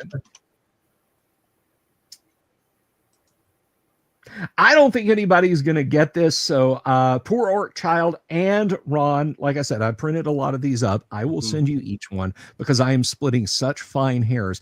It was the Tomb of Horrors, but it was the Tomb of Horrors that was illustrated by Tracy Lesh. It was not the published S1. Gary carried around what is commonly called the folio version from convention to convention and then shelved it until it was published later. But Tracy did those 28 illustrations in 21 days or something bonkers like that. Oh, wow. Yeah, and I think he said he got paid $40. That sounds like my artwork for a page. I have 20 days and $40. Was that ever published, or was that just a tournament? Was that just a tournament module? It is not Unobtainium, the Art and Arcana of Visual History set. In fact, if I can do this without causing my entire office to fall apart, I will, but no promises. Let me see here. I have to move my pointer, which is a lovely fletched arrow that Thane Kyle, one of my Tuesday night regulars for AD&D, has had commissioned for me. So I no longer have to use a dowel. And now I have to move my live sign. Because if I just reached up and try and grab this Montana Mule Choker of a box, it would be hilarious to you guys, not to me, because everything would fall and stuff would probably break. So let's put the live sign back. So the Art and Arcana, I'm going to zoom in on me a little bit here. This lovely box set. Chet has one. And his is still in the shrink wrap because he's a slacker and doesn't enjoy things. Well, hold on. I have the other one opened.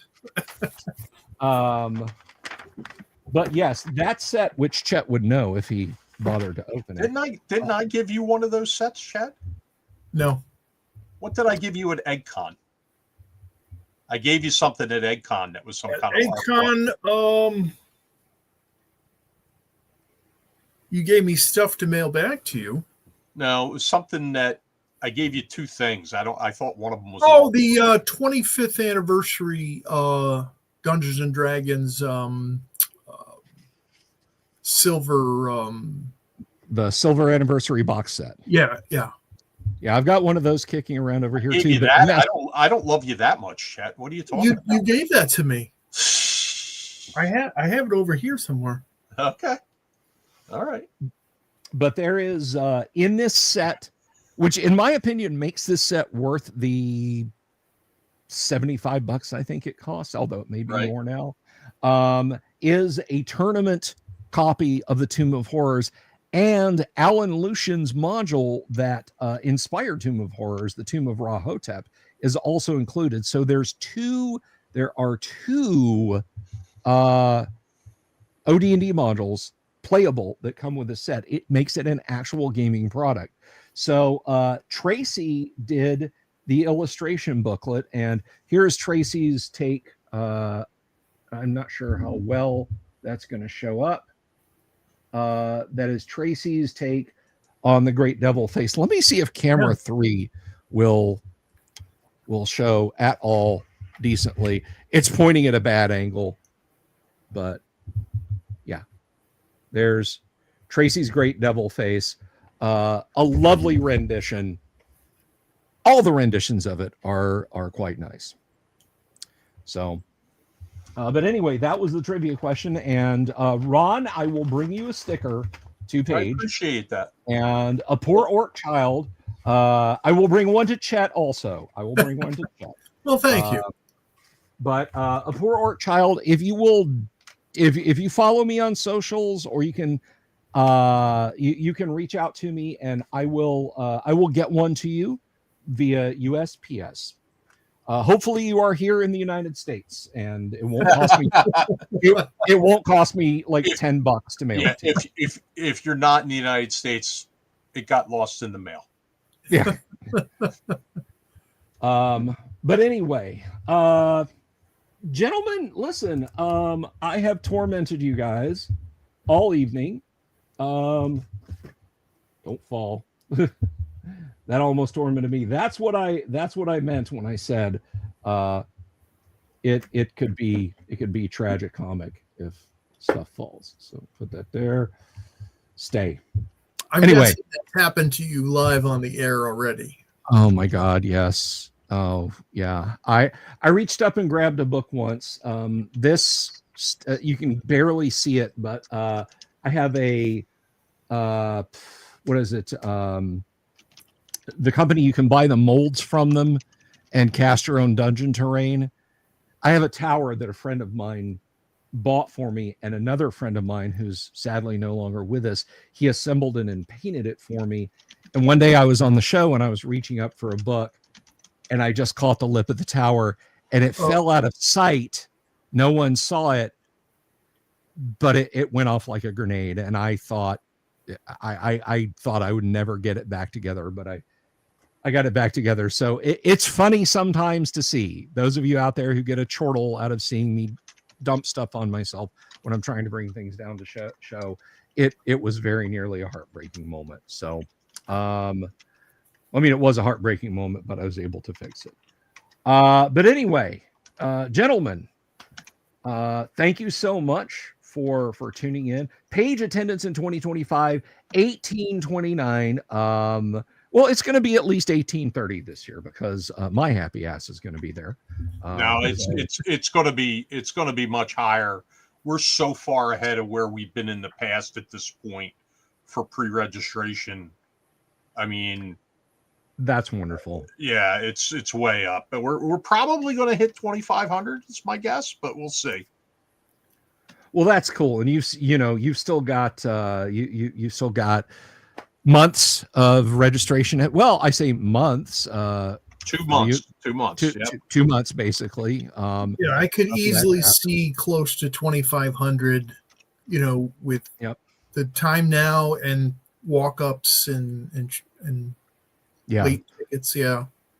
The walk-ups are always fun. I remember one year I was at a local con, and in the same hotel that weekend there was a wedding reception, and a lot of the groomsmen just kind of strolled over. It was a wargaming con, and they were checking it out, man. They were like, "This is cool." I've got news for you. So we have sold out 3 hotels for Page, right? Yeah, and we're working on a 4th one now. But at the first hotel where there is where the majority of the action happens, the one that's closest to the convention center, they had previously booked some rooms for people who were going to a wedding, right? Yeah. And they might have 15 of the rooms. And so I'm talking to the people at the hotel the other day about our 2027 dates that we've already have locked in. And I said, listen, you cannot book other groups to stay in the hotel. I said, you do not want to. I said, those people who are getting married, when they come back here, their marriage day is going to be like flawed and harmed by what they see when they get back to the hotel. I said, it's going to be a memory that they're not going to be able to erase. So, nerds, man. Yeah, I don't know what to say. I'm like, you should have sent them to another hotel. Oh, well, we didn't know, and this and that. And I'm like, well, what are you going to do for 27? You're like, nah, you're the whole hotel, both of them. And I was like, okay.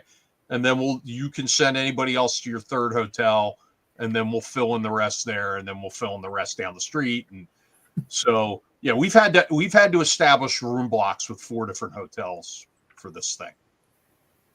This past year at Rising Phoenix, the hotel was half gamers and half a wedding reception. And in the evening time, the drunk gamers were singing karaoke in the bar, and then half the bar was people in tuxedos and suits and stuff. We all got along. No, they definitely didn't understand. I'm not going to mention the convention, but I was recently at a convention within the last 2 years where there was a nightclub in the hotel, but not a nightclub that normal humanity would visit. It was a very rustic area, I'll just say. And you got the gamers walking up and down the hallways, and then you have the interior access from the hotel into the nightclub, and people are like kind of coming out of the nightclub to get like a little bit of air or whatever. Man, it was a bad scene. It was a bad scene. I'll just leave. Like, my memory of that convention will be that scene. Was the money flowing? Yeah. Was it that convention? As well. It wasn't that convention. But okay. It was. Kayla wasn't there? No, Kayla wasn't there. No. Yeah. No. Sorry, Bill. We have all these inside jokes. No, that's okay. That's okay. Well, but I think stepping away with a smile on our face is the best way to do it, gentlemen. Listen, Ron, best of luck, guys. Get in on this Kickstarter right now. It is linked in the show description below. You need to go do that. You need to back this. You're going to get kick-ass work from Chet. You're going to get kick-ass minis done by Ron. You're going to get an absolutely amazing old school module. Come meet me at Page. Come say hi. I would love to see you there. The convention's attorney is in the chat, just making stuff up right now. I hear Ron's got Overflow Gaming at Veteran Stadium. Like what? Listen. Oh, yeah, there we go. Yeah. I think AZ Mountaineers dipped in the chat here before, but be that. Am I running a game? I don't know. Ron, am I running a game? I haven't gotten anything on the grid yet, but no, he's not running a game. They're shackling me to a sound booth. I'm not allowed to leave. I will receive painful electrical shocks if I try and actually do gaming stuff at the gaming con. So you got to run a first edition game. Come on. Yeah. I'll do it right there in the booth. I'll run it for people who are on the stream. Who knows? Anyway, so we can roll dice when I'm in your booth. Thank you. Thank you very much. So again, Ron, Chet, thanks for being a good sport and hopping on. It's that Delver effect. I just gesture and people just come right on the show. Thank you everyone for tuning in tonight. Thank you to our our two lovely guests. You gentlemen, please help yourselves to some schnapps and baklava in the green room. I'm going to go ahead and do this thing right here and send this group off to bed. It's late. You should be asleep. You're going to feel terrible tomorrow, the lot of you. So thank you, everybody, for being here. Listen, tune in tomorrow night for some first edition Gamma World when you'll hear me say, zap, zap, zap, zap, pew, pew. And then on Saturday, you can do whatever the hell you want. I won't be here. But, of all the people and things that I brought onto this show, folks, the one thing that I've never been able to pull is, of course, an owl bear. But who knows? Maybe one of these nights. Listen, take care of yourselves. I love you all. I mean it. Oh, and big thanks for the super tonight. And that really helps keep the lights on. Peace. Have you seen my owl bear?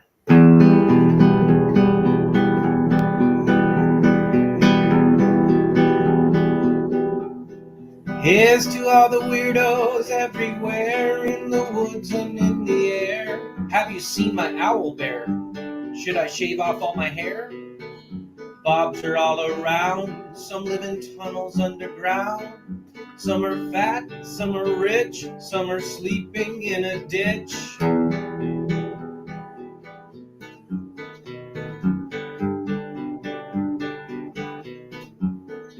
Can you ride a crooked horse without a saddle way off course? Naked as a toad all the way to Smoky Joe's. Have you seen the little creep driving fast in his little green Jeep? He smells like fish and brandy, but his rotten teeth look dandy. Take me to the show, I don't care if fast or slow. From action flicks to dancing dicks, just take me to the show.